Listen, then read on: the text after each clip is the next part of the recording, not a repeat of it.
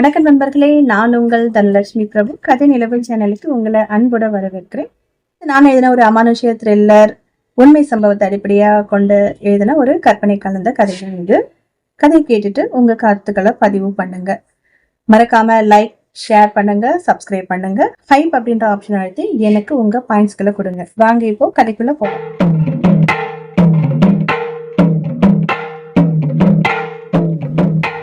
அத்தியாயம் 1. 1958 வருடத்தில் ஒரு நாள் லிட்டராக வந்து இறங்கிக் கொண்டிருந்தது சாராயம். கூத்தும் பாட்டும் சீட்டு கச்சேரியுமாக அமர்க்களப்பட்டு கொண்டிருந்தது பண்ணையார் மாந்தோப்பு பண்ணை வீடு. காலையில்தான் அவருடைய மகளுக்கு திருமணம் ஏக தடபுடலாக நடந்து முடிந்திருந்தது. மாப்பிள்ளை தலைநகரில் நல்ல வேலையில் இருக்கிறான். திருமணம் முடிந்ததும் பெண் டெல்லிக்கே சென்று விடுவாள். அதில் ஏக பெருமை அவருக்கு. அதன் விளைவுதான் பண்ணையாட்களுக்கு தடபுடலாக இரவு விருந்து நடந்து கொண்டிருக்கின்றது. தோட்டத்தின் ஒரு புறம் கல் அடுப்புகளில் அண்டாவில் கோழி குழம்பும் சாதமும் கொதித்து கொண்டிருந்தது. அதன் கமகம வாசம் அங்கு சீட்டு விளையாடி கொண்டும் மது அருந்து கொண்டும் இருப்பவர்களின் பசியை தூண்டி ஊறவிட்டது. எலை மருதா! கூட்டத்தில் வெள்ளை வேஷ்டி சட்டை அணிந்து மிடுக்காக இருந்த ஒருவன் அழைக்க வாட்ட சாட்டமான அந்த மருதன் ஓடி வந்தான். ஐயா, இன்னும் எவ்வளவு நேரம்டா? சட்டு புட்டுன்னு குழம்பை இறக்கி சோத்து போடுங்கடா சொன்ன அந்த இளைஞன் பண்ணையாரின் மகன். அவனுடன் அவனுடைய பெரிய எடுத்த நண்பர்களும் வந்திருந்தனர். ஆகட்டுங்கய்யா என்று பணிவுடன் தலையாட்டி விட்டு மருதன் கல்லடுப்பை நோக்கி நகர்ந்தான். அங்கு ஏற்கனவே அவனுடைய சகாக்கள் இருவர் அமர்ந்து குழம்பை கிண்டி கொண்டிருந்தனர். அவர்களை அழைத்தபடியே வந்தான் மருதன். டேய் ஒச்சா, மணியா, குழம்பு இன்னுமா ஆகலண்டு சின்ன எசமா கத்துறாரு, சீக்கிரம் ஆகட்டும் என்றபடியே அமர்ந்திருந்த இருவர் தோளிலும் கை வைத்து மூக்கை பலமாக உறிஞ்சினான் அவன். என்னமா வாசனை வருது! இருக்காதா பின்ன? கூமாட்டி தேவர் பண்ண கோழி இல்ல, நல்ல வெட கோழி, அப்படித்தேன் வாசம் தூள் கிளப்போம் என்றான் மணியன். அட, நீ ஒருத்தன் விளங்காதவன் ஆட்டம் பேசிக்கிட்டு. அவன் சொல்றது இத என்றபடி அந்த சிறிய மண்குடவியில் இருந்ததை தூக்கி காண்பித்தான். நாட்டு சாராயம், சுட சுட தயாரிச்சது. செஞ்சது யார் தெரியுமில்ல? செக்கானூர் ராசாத்தி. இல்ல மாப்ள, அவன் சொல்ல. ஆமாம்லே, சரியா சொன்ன. அவளை மாதிரியே அவ காய்ச்சுற சரக்கும் சரியான போததாம்ல என்று விட்டு சிரித்தவாறே திரும்பினவன் முகம் சட்டென மாறியது. எதிரே இருந்த தோட்டத்தில் சற்று தூரத்தில் இருளில் மல்லிகை பந்தலுக்கு கீழே யாரோ நின்றிருந்தனர். யாரது? யார் நின்றிருப்பது? ஏய், யாருங்க என்று அவன் உரத்த குரலில் கூப்பிட்டதும் இவர்கள் இருவரும் சடக்கென திரும்பி பார்த்தனர். ஆம், தூரத்தில் யாரோ மல்லிகை பந்தலின் கீழே நின்று அசைவது வெண்படலமாக அவர்களுக்கு தென்பட்டது. ஏய், யாருன்னு தெரியல. எவனாவது களவாணி பையதான் நுழைஞ்சிருக்கணும். தென்னந்தோப்புக்குள்ள புகுந்து கூச்சி வச்சிருக்கிற தேங்காயை ஆட்டைய போட வந்திருக்கணும். வாங்கடா என்றவாறே மருதன் முகத்தில் தென்பட்ட ஆத்திரத்துடன் அந்த மல்லிகை பந்தலை நோக்கி ஓடினான். மணியனும் ஒச்சனும் கூடவே தொடர்ந்தனர். இருளில் கிடந்த பந்தலை நெருங்க நெருங்க மூவர் முகங்களிலும் மாறுதல். ஓடி வந்தவர்கள் சடக்கென நின்றுவிட்டனர். ஒருவரையொருவரும் பார்த்து கொண்டனர். பந்தலின் ஒரு பக்கம் இருந்த மண் தரையில் கனகாம்பர செடிகளுக்கு இடையில் ஒரு இளம்பெண் முழங்கால்களை கட்டி கொண்டு தலையை கால்களுக்கிடையில் புதைத்தபடி அமர்ந்திருந்தாள். அவள் தலையில் சூடியிருந்த முல்லை பூக்களின் வாசம் புதுவிதமாக அவர்கள் மூவரின் நாசியிலும் ஏறியது. விரித்த நீண்ட கூந்தல் தரையில் புரண்டது. அவளுடைய இளம் பாதங்களில் வெள்ளி கொலுசு நில ஒளியில் மினுமினுத்தது. யார் அந்த புள்ள? இங்கன வந்து உட்கார்ந்துருக்கிறவ? நீயே வர சொன்னது? ஒருத்தரை ஒருத்தர் கேட்டுக்கொண்டு உதட்டை பிதுக்கினர். தெரியலையே, ஒருவேளை சின்ன ஐயா வர சொல்லியிருப்பாரோ? இந்தா புள்ள, நீ எதுக்கு இங்கன வந்திருக்கிறவ? ஆர் உன்னை வர சொன்னது? மருதன் கேட்டவாறே அவளை நெருங்கி அவள் தோளில் கை வைக்க போனான். சட்டென அலறிக்கொண்டே பின்வாங்கினான். மற்ற இருவரும் திகைத்து போய் பார்த்தனர். லே, என்னடா? அவ தலையில அவன் திக்கி திணறினான். மற்ற இருவரும் சர்வ ஜாக்கிரதை உணர்வுடன் அவளை நெருங்கினர். முழங்கால்களை கட்டிக்கொண்டு முகத்தை அதில் புதைத்தபடி அமர்ந்திருந்த அவளுடைய அவிழ்ந்த கூந்தலின் உச்சியில் பார்த்ததும் பக்கென்று இதயம் தொண்டை வரை வந்தது அவர்களுக்கு. அவளுடைய தலை உச்சியில் 2 கண்கள் இருந்தன. இரத்த சிகப்புடன் அவர்களையே உற்று பார்த்து கொண்டிருந்தன அவை. ஹாவென அலறினர் மூவருமே. உடனே டக்கென நிமிர்ந்து அவர்களை பார்த்தாள் அவள். பயங்கரம். விழிகள் இருக்க வேண்டிய இடத்தில் வெறும் சதை கோளங்கள் மட்டும் இருந்தன. அவற்றிலிருந்து கொடகொடவென ரத்தம் வடிந்து கொண்டிருந்தது. விழுந்தடித்து கொண்டு அலறியபடியே ஓட முயன்ற அவர்களின் மேல் வீச்சென்ற அலறலுடன் சடக்கென ஒரு புலி போல் பாய்ந்தாள் அவள். திடீரென பயங்கர அலறல் சத்தங்கள் கேட்ட திசையில் ஓடி வந்து பார்த்த அனைவருக்குமே இரத்தமே உறைந்து போனது.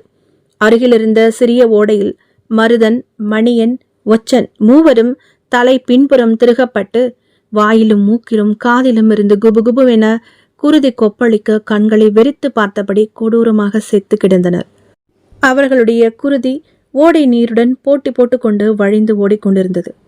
உயிரற்ற அவர்களுடைய விழிகளில் பயம் ஏராளமாய் அப்பி கிடந்தது. அத்தியாயம் 2. மதுரையிலிருந்து சிவகங்கை நோக்கி செல்லும் பாதை. விடிந்தும் விடியாத காலை பொழுது. சிறிய நாடோடி கூட்டம் ஒன்று 4-5 மாட்டு வண்டிகளில் பயணம் செய்தபடி போய்கொண்டிருந்தது. வண்டிகளின் கீழே கட்டியிருந்த லாந்தர் விளக்கு அதற்கு வழி காட்டி கொண்டிருந்தன. ஓரிடத்தில் வண்டிகள் சட் சட்டென நின்றன. சில ஆண்கள் வண்டியிலிருந்து இறங்கினர்.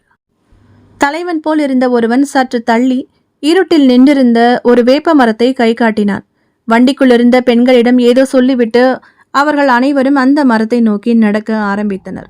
அதிகாலை நேர ஊதக்காற்று உடலுக்குள் புகுந்து உடலை கூசச் செய்தது. மரத்தை நெருங்கிய அவர்கள் அதன் பின்புறம் ஒதுங்கினர். அந்த வினாடிக்காகவே காத்திருந்தது போல் மிக பெரிய மின்னல் ஒன்று பயங்கரமான இடிச்சத்தத்துடன் அந்த மரத்தின் மேல் கண்ணை கூசும் பயங்கர பிரகாசத்துடன் விழுந்தது. நொடி பொழுதில் அலறக்கூட அவகாசமின்றி ஆண்கள் அனைவருமே கரிக்கட்டையாய் மண்ணில் சாய்ந்தனர். அதை பார்த்து அலறியபடி மாட்டு வண்டிக்குள்ளிருந்த பெண்கள் கூட்டமும் மிச்சமுள்ள சிலரும் பாய்ந்து ரோட்டை கடந்து அந்த மரத்தை நோக்கி பாய்ந்த அதே வேளை எக்கச்சக்கமாக ஒலிப்பானை அலறவிட்டபடி திடீரென தோன்றியது போல் அசுர வேகத்தில் வந்த லாரி ஒன்று அந்த கூட்டத்தை அடித்து தூக்கி அரைத்தபடி முன்னேறியது. இரத்த சகதியாக ஆனது அந்த இடமே. லாரியின் முகப்பில் ஸ்ரீ பாண்டி முனீஸ்வரர் துணை என எழுதியிருந்தது. அதற்கு மேலே டாப்பில் அந்த இளம்பெண் இடுப்பில் கை வைத்தபடி நின்றிருந்தாள். அவள் முகமெல்லாம் இரத்தம் வடிந்து கொண்டிருந்தது.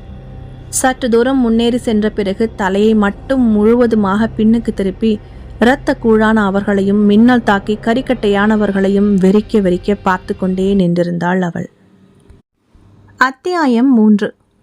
மில் வேலை முடிந்ததற்கு அறிகுறியாக ஆலையின் ஒலிப்பான் பெரிதாக அலற துவங்கியது. ஆண்களும் பெண்களும் என திபுதிபுவென ஆலையிலிருந்து வெளிப்பட துவங்கினர். ஆட்களின் பைகளை சோதனை செய்து வெளியில் விட்டு கொண்டிருந்தனர் வாசலில் இருந்த காவலாளிகள். பெண்கள் கூட்டம் ஒரு புறமும் ஆண்கள் கூட்டம் ஒரு புறமும் என தனித்தனியாக வெளியில் வந்தனர். ஏய் அகிலா! தோழி ஒருத்தியின் குரலில் திரும்பி பார்த்தாள். 16 வயது அகிலா. செண்பகா ஓடி வந்தாள். கூடவே இன்னும் 4-5 பெண்கள் இவளது வயதை ஒத்தவர்கள். நின்ற அகிலாவின் நெருங்கிய தோழிகளில் ஒருத்தி அவளை கிள்ளினாள். ஏய், என்ன என்ன பேசணும் இன்னைக்கு மத்தியானம்? அதை மறந்துட்டு இப்போ நீ மட்டும் தனியா போயிட்டு இருக்கவ, என்ன அர்த்தம் இதுக்கு? அகிலா நெற்றியை சுருக்கினாள். என்னடி பேசணும்? அது சரி, இவளுக்கு அதுவே மறந்து போச்சு. வாங்கடி, நம்ம பக்கத்தூர் திருவிழாவில் போட்டிருக்கிற சந்தைக்கு போயிட்டு போகலாம். வளையல், பொட்டு, சாந்து, ரிப்பன், தாவணியெல்லாம் வாங்கிட்டு அப்படியே ஐஸு சுட்ட சோளக்கருது சாப்பிட்டுட்டு வீட்டுக்கு போகலாம். அவர்கள் முகத்தை திருப்பி கொண்டு போகும் அகிலாவுக்கு நினைவு வந்துவிட்டது. அட ஆமா, பக்கத்து ஊரில் கோவில் திருவிழா என்பதால் சந்தை போட்டிருக்கிறார்கள். பெரிய சந்தையாம். இன்று மாலை வேலை விட்டதும் அங்கு போய் தேவையானவற்றை வாங்கி வரலாம் என உணவு இடைவேளையின் போது பேசியிருந்தார்கள். அதை இவள் மறந்துவிட்டு ஏதோ யோசனையில் வெளியே வந்துவிட்டாள். உடனே செம்பகாவின் தோளை பற்றி நிறுத்தினாள் அகிலா. ஏய், கோச்சுக்காத செம்பகா, ஏதோ யோசனையில வந்துவிட்டேன். இன்னொருத்தியின் குரல் குறுக்கிட்டது. அதான் அடுத்த மாசம் பரிசம் போட போறாகல்ல, அத்தான் நினைப்பா இருந்திருக்கும் என்றதும் மற்ற பெண்கள் கொல்லென சிரித்தனர். அகிலாவுக்கு வெட்கம் பிடுங்கி தின்றது. சி போங்கடி, இப்படிலாம் கேலி செஞ்சா பிறகு நான் வரமாட்டேன் என திருப்பி கொண்டாள். அடடா சும்மா இருங்கடி, நீ வாடி, இவளுக்கு கிடக்கிறாளுவ. உனக்கு அடுத்த மாசம், இவளுக்கு அடுத்த வாரமே பரிசம் போட போறாங்க. அவ என்னடாண்டா தரையில நடக்கிறாளா இல்ல ஆகாசத்துல மிதக்கிறாளான்னு தெரியாம நடக்கிறா. அங்க பாரு என்றதும் அவள் குறிப்பிட்ட அந்த இளம்பெண் முகத்தை பொத்தி கொண்டாள். மற்றவர்கள் சிரித்தனர். பேச்சும் சிரிப்புமாக பஸ் ஸ்டாப்பில் நின்ற பக்கத்தூர் செல்லும் பஸ்ஸில் ஏறி கோவில் அருகே இறங்கினர். 15-16 வயது என கலகலத்தபடியே திருவிழாவை சுற்றி வந்தது அந்த இளம்பெண்கள் கூட்டம். ரப்பர் வளையல்கள், கண்ணாடி வளையல்கள், குடைஜிமிக்கி, கொலுசு, பாவாடை தாவணி, வண்ண வண்ண ரிப்பன்கள், சாந்து பொட்டு, ஜவ்வாது என வாங்கி குவித்து கொண்டிருந்தனர். தலை நிறைய மல்லிகை, முல்லை, கனகாம்பரம் வாங்கி சூடிக்கொண்டனர். அங்கே பாரம்பரியமிக்க சில நரிக்குறவ மக்கள் அழகழகாக விற்ற பாசிகளை 2-3 வாங்கி அணிந்து கொண்டனர். டி, அங்க பாரு, ராட்னம் போலாமா? ஒருத்தி கேட்க அகிலாவை தவிர மற்ற பெண்கள் சரி என தலையாட்டினர். எனக்கு பயமா இருக்குப்பா, நான் வரல. அவள் ஐஸை மென்று கொண்டே ஒதுங்கி நின்று கொண்டாள். மற்ற பெண்கள் ராட்டினத்தில் ஏறி கூச்சலும் உற்சாகமுமாக சுற்ற ஆரம்பித்தனர். அவர்களை வேடிக்கை பார்த்து கொண்டே நின்றிருந்த அகிலாவின் பின்னால் அந்த குரல் கேட்டது. ஏ புள்ள, அகிலா தானே நீயே? சட்டென திரும்பினாள். அவர்கள் இருந்த தெருவுக்கு அடுத்த தெருவில் வசிக்கும் 30 வயது ரங்கு நின்றிருந்தான். வாயில் புகையும் பீடியுடன். ஏற்று கட்டிய லுங்கியும் மஸ்லின் ஜிப்பாவும் மைனர் செயினுமாக வளைய வருபவன்.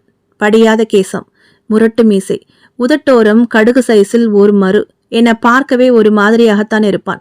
அடிக்கடி வீட்டிற்கு வந்து அப்பா மாணிக்கத்திடம் பேசிவிட்டு செல்வான். அகிலாவை பார்த்த அவன் முகத்தில் ஆச்சரிய நெளிவுகள். ரங்கு மாமாவா என்றாள் அகிலா. சிநேகிதிகளோட வந்தேன், நீங்களும் திருவிழாவுக்கு வந்தியலா என்றாள் அப்பாவியாக. ரங்குவின் பார்வை தன்மேல் திருட்டுத்தனமாக மேய்வதை கவனிக்காமல், என்ன புள்ள நீ, உனக்கு விஷயமே தெரியாதா? என்ன மாமா விஷயம்? அங்கிட்டு உன் அப்பே உசுருக்கு போராடிக்கிட்டு வீட்டில் கிடக்கா, நீ என்னடான்னா இங்கன கொட்டை முடிச்சுக்கிட்டு இருக்கவ? அவன் குரலில் இப்போது கோபம் தொற்று இருந்தது. ஐயோ, அப்பாருக்கு என்னாச்சு? பதறினாள் அகிலா.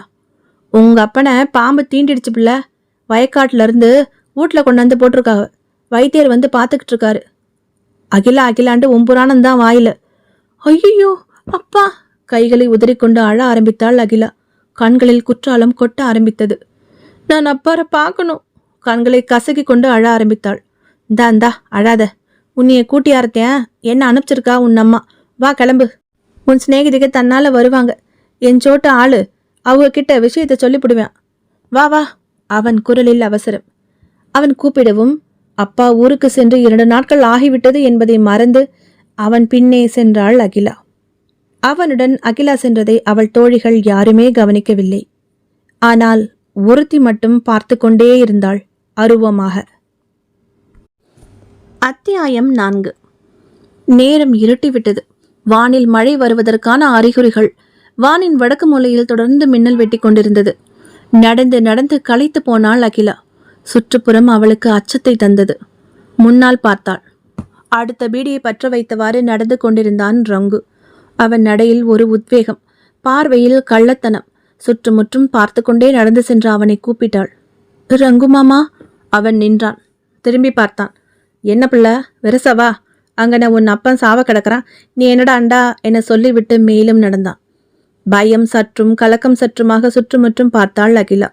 வீட்டிற்கு செல்ல குறுக்கு பாதை என ஏதோ ஒரு குன்று பக்கம் கூட்டி வந்திருந்தான் ரங்கு. ஆள் நடமாட்டமே இன்றி குற்றுச்செடிகளும் புதருமாக ஹோவென இருந்தது காட்டுப்பாதை. அகிலாவுக்கு இயற்கையாக இருந்த உள்ளுணர்வு விழித்து கொண்டு அவளை எச்சரித்தது. ஓடிவிடு, ஏதோ சரியில்லை. தகப்பனை பற்றிய கவலை மறைந்து தன்னை பற்றிய பயம் பிடித்து கொண்டு உந்தி தள்ள திடீரென அந்த வழியே காட்டுப்பாதையில் இறங்கி ஓட ஆரம்பித்தாள். இதை சற்றும் எதிர்பாராத ரங்குசாமி திகைத்தவன் பின் சுதாரித்து கொண்டு புலி பாய்ச்சலில் பாய்ந்து சென்று அகிலாவின் மேல் விழுந்தான். வீல் என அலறியவாறே சரிவில் உருண்டாள் அகிலா. மழை துளிகள் பொட்டென விழ ஆரம்பித்து அவளை நனைத்தன. தடுமாறி சிராய்ப்புகளுடன் எழுந்து நின்ற அவளை பார்த்து விகாரமாக எழித்தான் ரங்குசாமி.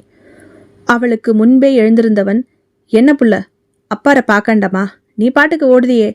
அகிலாவின் கண்களில் மிரட்சி. இல்ல, வேண்டாம், நானே வீட்டுக்கு போய்க்கிடுறேன். நாம மெதுவா பஸ்ஸிலே போய்க்கிடுறேனே. ஓ அப்படியா? எங்கன போ பார்க்கலாம். அவன் கைகளை குறுக்காக கட்டிக்கொண்டு கேலியாக சிரித்தவாறே சொன்னான். அகிலா சுற்றுமுற்றும் பார்த்தாள். இருட்டில் ஓர் அரக்கன் போல தெரிந்தான் ரங்குசாமி. அவ்வப்போது தெரித்த மின்னல் கீற்றில் அவன் பயமுகம் காட்டினான். மெல்ல 2 அடி பின்னுக்கு நகர்ந்து குபீரென பாய்ந்து ஓடினாள் அகிலா. இதை எதிர்பார்த்தவன் போல தட்டென அவள் மேல் பாய்ந்து அவளை கீழே தள்ளி ஒரே அமுக்காக அமுக்கினான் ரங்குசாமி. ஐயோ வென்ற அலறலுடன் அகிலா ஓடி சென்று ஒரு மரத்தின் அடியில் போய் முட்டி கொண்டு விழுந்தாள். விழுந்த வேகத்திலேயே மயக்கமாகி போனாள். அவள் கழுத்தில் திருவிழாவில் வாங்கி அணிந்திருந்த பாசி மணி மாலைகள் மரவேரில் பட்டு பட்டென அருந்து மரத்தை சுற்றி உருண்டு ஓடின அந்த கரும் பச்சை நிற மணிகள் மரத்தின் அருகே சற்று தள்ளி ஓரிடத்தில் ஒன்று சொன்னார் போல கூடி ஒரு மாலையாய் மீண்டும் ஒட்டி கொண்டன. இடியும் மின்னலும் அசாத்தியமாயிருந்தன. முகத்தில் வழிந்த மழைநீரை வழித்தறிந்தபடியே வெற்று சிரிப்புடன் மயக்கமாகி கிடந்த அகிலாவின் கூந்தலை பற்றி தர தரவென இழுத்து கொண்டு போனான் ரங்கு. அப்படி போகும்போது பாசி மாலை சேர்ந்து கொண்ட இடத்தை காலால் மிதித்து தாண்டினான். அதே நேரம் அவன் காலை யாரோ கப் என பற்றினார்கள். அகிலாதான் என நினைத்து அலட்சியமாக திரும்பியவன் திடுக்கிட்டான். அகிலா துவண்டு மயங்கி இருக்க வேறு யாரோ அவன் காலை இரும்பு பிடியாய் பற்றி இருந்தனர். விதிர் விதித்து போய் கீழே குனிந்து பார்த்தான் ரங்குசாமி. தெரித்த மின்னல் ஒளியில் அவன் காலை மண்ணுக்குள்ளிருந்து வெளிவந்த ஓர் எலும்புக்கூட்டு கரம் இறுக்கமாக பற்றி இருப்பது தெரிந்தது. ஐயோவென கூக்குரலுடன் அகிலாவின் கூந்தலை விட்டுவிட்டு தன் காலை பிடித்து கொண்டு அலற ஆரம்பித்தான் ரங்கு. எலும்புக்கூட்டு கரம் அவனுடைய கெண்டை காலை பற்றி இறுக்கியது. அதன் ஒவ்வொரு எலும்பு விரல்களும் அவனது சதையை குத்தி கொண்டு உள்ளிறங்கின. ரத்தம் ஓட்டைகளிலிருந்து குபுக் குபுக் என பீரிட்டு வெளிவர தொடங்கின. விடாமல் அலறினான். அந்த எலும்புக்கூட்டு கரம் அவனை தன் அருகில் இழுத்தது. அடிப்பட்ட ஓனாய் போல அலறினான், திமிரினான், துள்ளினான். முடியவில்லை. அந்த ஒற்றை கரம் அவனை அங்குலம் அங்குலமாக மண்ணுக்குள் இழுத்தது. கால், தொடை, இடுப்பு, உடல், கழுத்து, தலை என முழுவதுமாக மண்ணுக்குள் இழுபட்டது. தீனமான அவனுடைய கடைசி அலறல் காதை கிழித்த பின் அடங்கி போனது. சில நிமிடங்களுக்கெல்லாம் அவனுடைய உடல் கையும் காலும் தலையுமாக தனித்தனியாக பீத்தெறியப்பட்டு மண்ணுக்குள்ளிருந்து ஆகாயத்தை நோக்கி விசிறப்பட்டு மறைந்தும் போனது. அத்தியாயம் 5. மிக பலமான இடிச்சத்தம் ஒன்று காதை செவிடாக்கும் துணியில் கேட்டதும் தான் முழிப்பு தட்டியது அகிலாவுக்கு. மழை விட்டு தூவானம் தெளித்து கொண்டிருந்தது. இருட்டில் பயப்படப்படப்புடன் சுற்றுமுற்றும் பார்த்துவிட்டு சட்டென எழுந்து உட்கார்ந்தாள். விழுந்ததில் காலின் சுளுக்கு விண் விண் என்று தெரித்தது.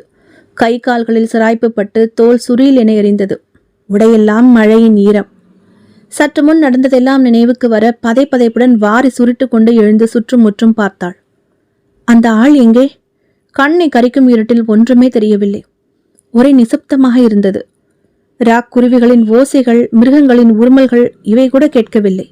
மெதுவாக எழுந்து நின்றாள். அப்பொழுதுதான் ஒரு சத்தம் அவள் காதில் விழுந்தது. யாரோ தேம்பி தேம்பி விம்மி விம்மி அழும் குரல். காதை கூர்மையாக்கினாள். ஒரு பெண்ணின் குரல். அவளுக்கு பக்கவாட்டிலிருந்து வந்து கொண்டிருந்தது அது. இருட்டில் சத்தம் வந்த திசையை நோக்கினாள். மிகச் சரியாக அப்பொழுது தெரித்த மின்னல் ஒளியில் அகிலாவுக்கு அந்த காட்சி கண்ணில் பட்டது. மழைக்கு கரைந்து ஓடியிருந்த ஒரு மண்மேட்டின் மீது ஒரு இளவயது பெண். அவள் அமர்ந்திருந்தாள். தலையை குனிந்திருந்தாள். இரு கால்களையும் அகட்டி தொடை மேல் தன் இரு கைகளையும் பதித்தவாறு குனிந்து தேம்பி தேம்பி அழுது கொண்டிருந்தாள் அந்த இளஞ்சிறுமி. குட்டி பாவாடை தாவணி அணிந்திருந்தாள். கழுத்து முழுவதும் பாசிமணி மாலைகள், கருப்பும் வெள்ளையுமாக. கை நிறைய கண்ணாடி வளையல்கள், கனமான மணிகளை உடைய கால் கொலுசுகள் அணிந்திருந்தாள். மூக்கில் உல்லாக்கு. பக்கவாட்டில் ஒரு தோல் பையும் தகர டப்பாவும் அணிந்திருந்தாள். நீண்ட கூந்தல் முகத்தின் இருபுறமும் நெளிந்து பரவி தரையை தொட்டு கொண்டிருந்தது. அகிலா மெல்ல மெல்ல நடந்து அந்த பெண்ணை நெருங்கினாள். ஏன் இவள் அழுது கொண்டிருக்கின்றாள்? அந்த ரங்கு இவளை ஏதாவது செய்து விட்டானா? அந்த ஆள் எங்கே? யோசனையுடனும் சற்று பயத்துடனும் அவளை நெருங்கி மெதுவான குரலில் அழைத்தாள். யாரு நீ?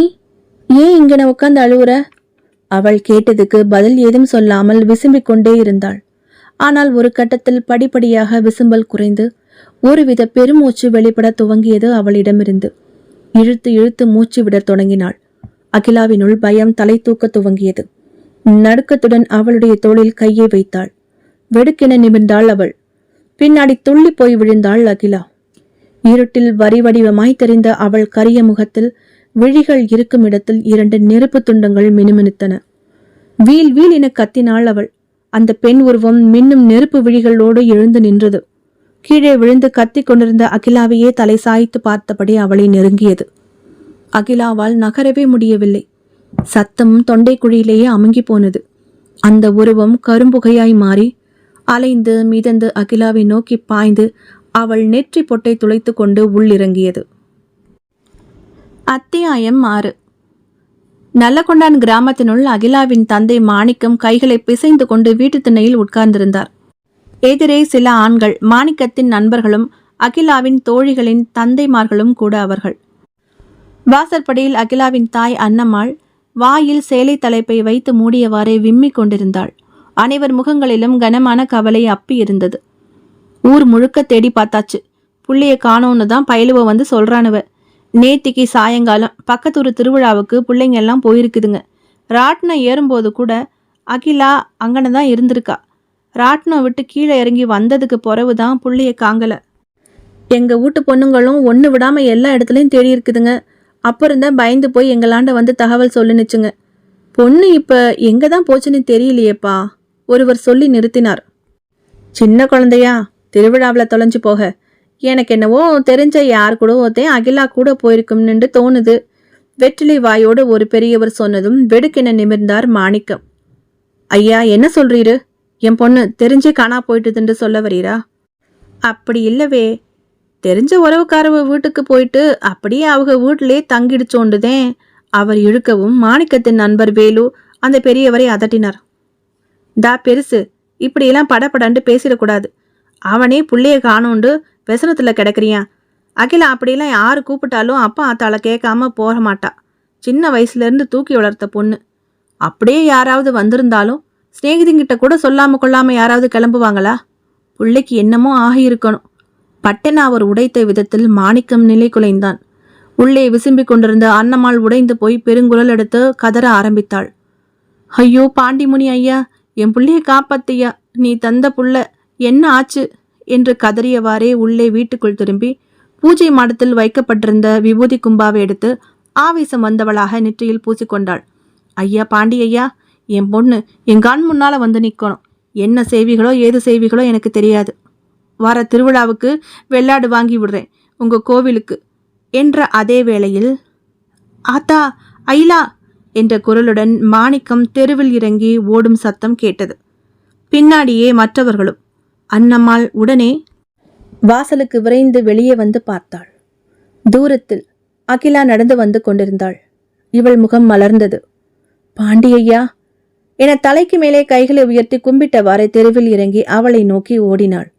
கிட்டே நெருங்கியவளை பார்த்ததுமே அனைவருக்குமே தூக்கி வாரி போட்டது. தாவணி உடைகள் கிழிப்பட்டு நெற்றியில் ரத்தம் சொட்ட தலையெல்லாம் களைந்து புழுதி படிந்த உருவமாக கருத்த முகமாய் வந்து கொண்டிருந்தாள் அகிலா.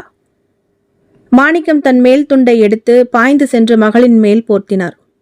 அகிலாவின் உதட்டில் ஒரு ஏளன வளைவு. அத்தியாயம் 7. ஒரு வாரமாகிவிட்டது.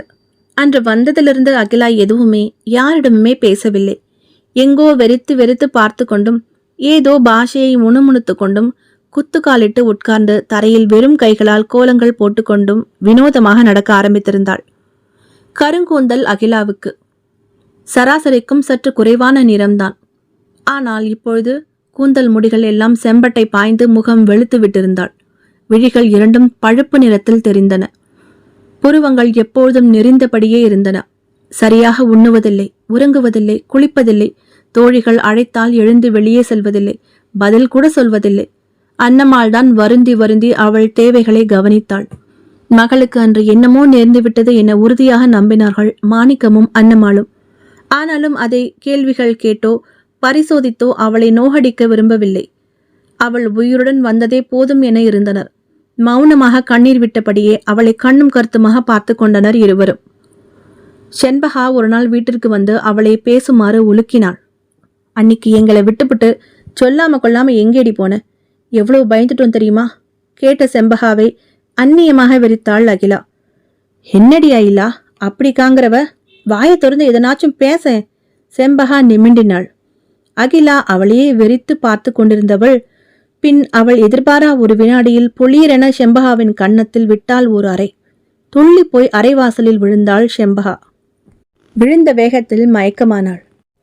அவளிடமாவது ஏதாவது சொல்வாள் மகள் என்று அரைக்கதவோரும் மறைவாக நின்றிருந்த அன்னம்மாள் வெலவெலத்து போய் ஓடி வந்தாள்.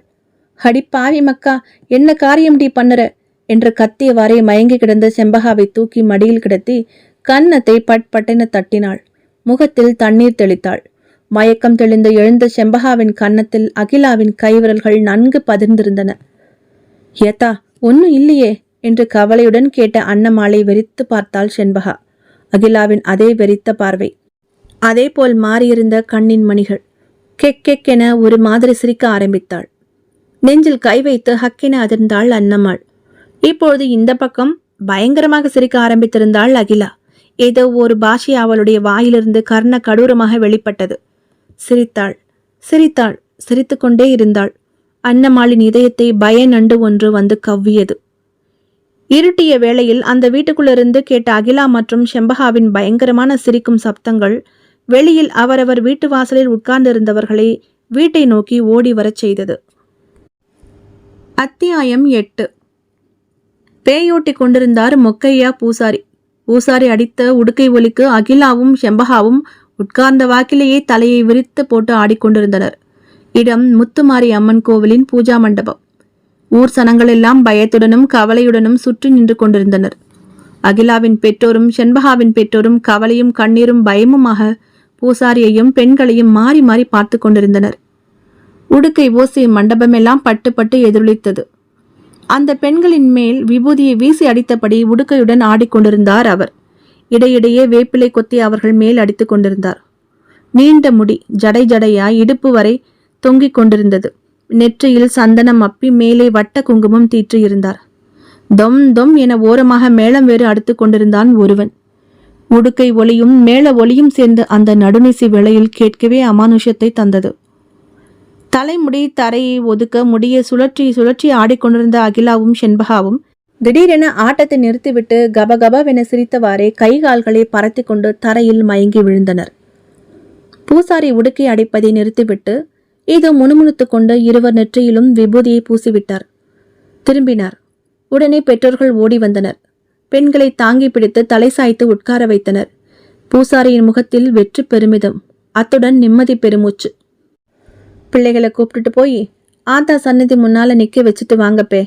அவர் சொன்னதும் மாணிக்கமும் அன்னமாளும் செண்பகாவின் தகப்பன் வேலுவும் அவரவர் பெண்களை எழுப்ப முயற்சி செய்த போதுதான் அந்த குழப்பம் நேர்ந்தது. அவர்களை தூக்கவே முடியாமல் பயங்கரமாக கனத்தனர் இருவரும். எவ்வளவோ முயன்றும் முடியாமல் மொழி பிதுங்கினர் பெற்றவர்கள். அதே நேரம் கூடியிருந்த கூட்டத்தினுள்ளும் குழப்ப கூச்சல்கள். கூட்டத்தில் நின்றிருந்த இளம் பெண்களும் சிறுமிகளும் ஹே என திடீரென தலையை விரித்து போட்டுக்கொண்டு வினோத குரலில் கத்தியபடியே ஆடத் துவங்கினர். ஜனம் மொத்தமும் திகைத்து போய் நின்றது. 10-12 வயது சிறுமிகளும் இளம் பெண்களும் தலைமுடியை சுழற்றி சுழற்றி ஆடியதை பார்த்த பூசாரிக்கு கண்ணை கட்டி கொண்டு வந்தது.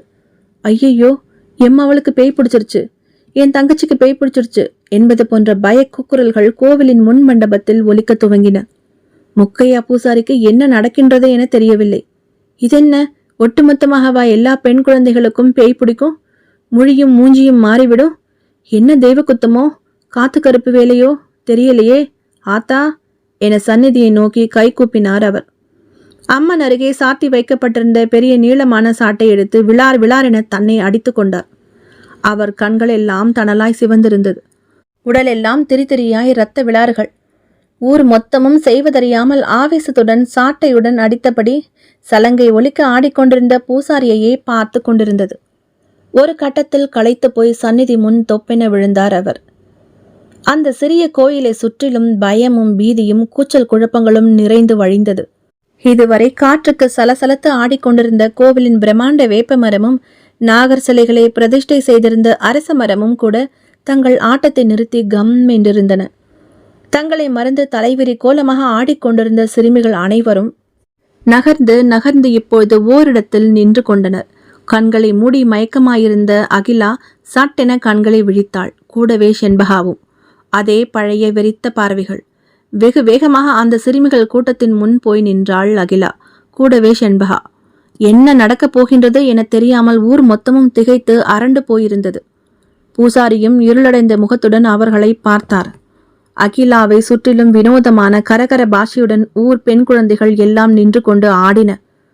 அப்பொழுது எங்கிருந்தோ வந்த கிளிகளின் கூட்டம் சடசடவென்ற சிறகடி ஓசைகளோடு அவர்களை சுற்றி வட்டமிடத் தொடங்கின. திடீரென அகிலா ஓட ஆரம்பித்தாள். ஓட்டம் என்றால் சாதாரண ஓட்டமில்லை, சூறாவளி போன்ற ஓட்டம். அவளை தொடர்ந்து அத்துணை சிறுமிகளும் புழுதி மண் கிளப்பியபடி ஓடினர். புழுதி மண் படலம் மறைந்து கண்களை கசக்கியபடி எல்லோரும் பார்த்தனர், அதிர்ந்தனர். நிமிட நேரங்களுக்குள் அவர்கள் நின்றிருந்த இடம் காலியாகி அந்த இடமே பயங்கர அமைதியில் விழுந்து போனது. கண்ணு கெட்டிய தூரம் வரை ஒருவரையும் காணவில்லை. சுற்றுப்புறமே அமைதியாக இருந்தது. கிளிக்கூட்டத்தையும் காணோம். இமைக்கவும் மறந்த நிலையில் ஊர் மொத்தமும் திக் பிரமை அடைத்து போய் நின்றிருந்தது. பூசாரியின் முகத்தில் ஒரு பயங்கரம் தோன்றி அவரை ஆட்கொள்ள ஆரம்பித்திருந்தது. அத்தியாயம் 9. 15 வருடங்களுக்கு முன்பு நடந்தது. தேனம்மாளின் கைகள் வேலையை செய்து கொண்டிருந்தாலும் அவள் ஏதோ சிந்தனை வயப்பட்டிருக்கிறாள் என்பது நன்கு தெரிந்தது. அவளுடைய குடிசையின் முன் அவளுடைய மகன்கள் 10 வயது, 9, 8, 7, 6, 5 என 6 பேரும் விளையாடி கொண்டிருந்தனர். மலைக்காற்று பட்டு குடிசையின் மேல் படர்ந்திருந்த முல்லை கொடிகள் குடிசையின் முகப்பிலும் உள்ளும் வாசம் பரப்பியபடி இருந்தன. மூங்கில் கிண்ணத்தில் இருந்த கருப்பும் சிவப்பும் பச்சையும் வெள்ளையுமான பாசி மணிகளை அழகான மாலையாக்கி கோர்த்து கொண்டிருந்தாள் அவள். வண்ண வண்ண மாலைகள் மடமடவென தயாராகி கொண்டிருந்தனர். இன்னொரு கிண்ணத்தில் ஏற்கனவே தயார் செய்து வைத்திருந்த செயற்கை கருங்கூந்தல், அலங்கார ரப்பர் வளையல்கள், கண்ணாடி வளையல்கள், உலோக ஆபரணங்கள், தலை அலங்காரத்திற்கு தேவையான கொண்டை ஊசிகள், ஜடை பிள்ளைகள், பட்டு குஞ்சலங்கள், கண்மை, குழந்தைகளுக்கான பனையோலை விளையாட்டு பொம்மைகள், சாந்து பொட்டு குப்பிகள் என நிரம்பி வழிந்தன. பாரம்பரியமிக்க நரிக்குறவர்கள் இனத்தை சேர்ந்தவள் அவள். அவர்களுடைய வழக்கப்படி இடுப்பை மறைக்கும் நீண்ட சட்டையும் பாவாடையும் அணிந்து மேலே பச்சை நிற தாவணியை உடுத்தியிருந்தாள். உயர்த்தி போடப்பட்ட பக்கவாட்டு கொண்டையில் ஒரு புறா இறகை சொருகியிருந்தாள். கொண்டையை சுற்றி பாசி வளையம் அணிந்து மூக்குத்தி புல்லாக்கு அணிந்திருந்தாள். காதில் நீண்ட பெரிய ஜிமிக்கிகள் நாட்டியமாடின. தேனு, தேனுமா? வாசல்புறம் எழுந்த பழக்கமான குரல் கேட்டு திரும்பி பார்த்தாள் அவள். அண்ணன் நரித்தொம்பன் நின்றிருந்தான். நெடுநெடுவென்ற உயரம், ஒல்லியான உடல்வாகு, இடுப்பில் ஒரு பழுப்பெரிய வேட்டியை பாதி தொடை வரை இறுக்கி கட்டியிருந்தான். கையில்லாத தோலாடை சட்டை அணிந்திருந்தான். தலைப்பாகை, தாடி மீசை, தோளில் ஒரு பெரிய மான் தோல் பை, கைகளில் மூங்கில் குடையில் தேன், பழங்கள், வெற்றிலை, மஞ்சள், குங்குமம், சிவப்பு பூக்கள், காலில் சலங்கை. சலங்கை கட்டினான் என்றால் இன்று குடி வழிபாடு என்று அர்த்தம். நள்ளிரவு 12க்கு மேல் மலையில் அவர்களுடைய குலதெய்வமான வனதேவதைக்கு படையல் போட்டு வழிபாடு நடக்கும். அண்ணன் தான் அவர்களுக்கெல்லாம் தலைவனும் கோயில் வழிபாடனும் கூட. அவர்களுக்கெல்லாம் மூப்பர் ஒருவரும் உண்டு. பாரம்பரிய வழக்கங்கள் மற்றும் கடுமையான சட்ட திட்டங்கள் கொண்ட கட்டுப்பாடும் அவர்களுடைய இனத்தில் உண்டு. கோவிலில் மூப்பர் தான் பிரதான குரு. அதன் பின் தலைவனாகிய அண்ணன் நரித்தொம்பன். அண்ணனை பார்த்ததுமே அன்று பௌர்ணமி என புரிந்துவிட்டது தேனம்மாளுக்கு. என்னம்மா தங்கை, வழிபாடுக்கு நேரம் ஆயிட்டுதே. மலைக்கோவிலுக்கு இப்ப கிளம்புனாதானே இருட்டுறதுக்கு முன்னாடி போய் சேர முடியும்.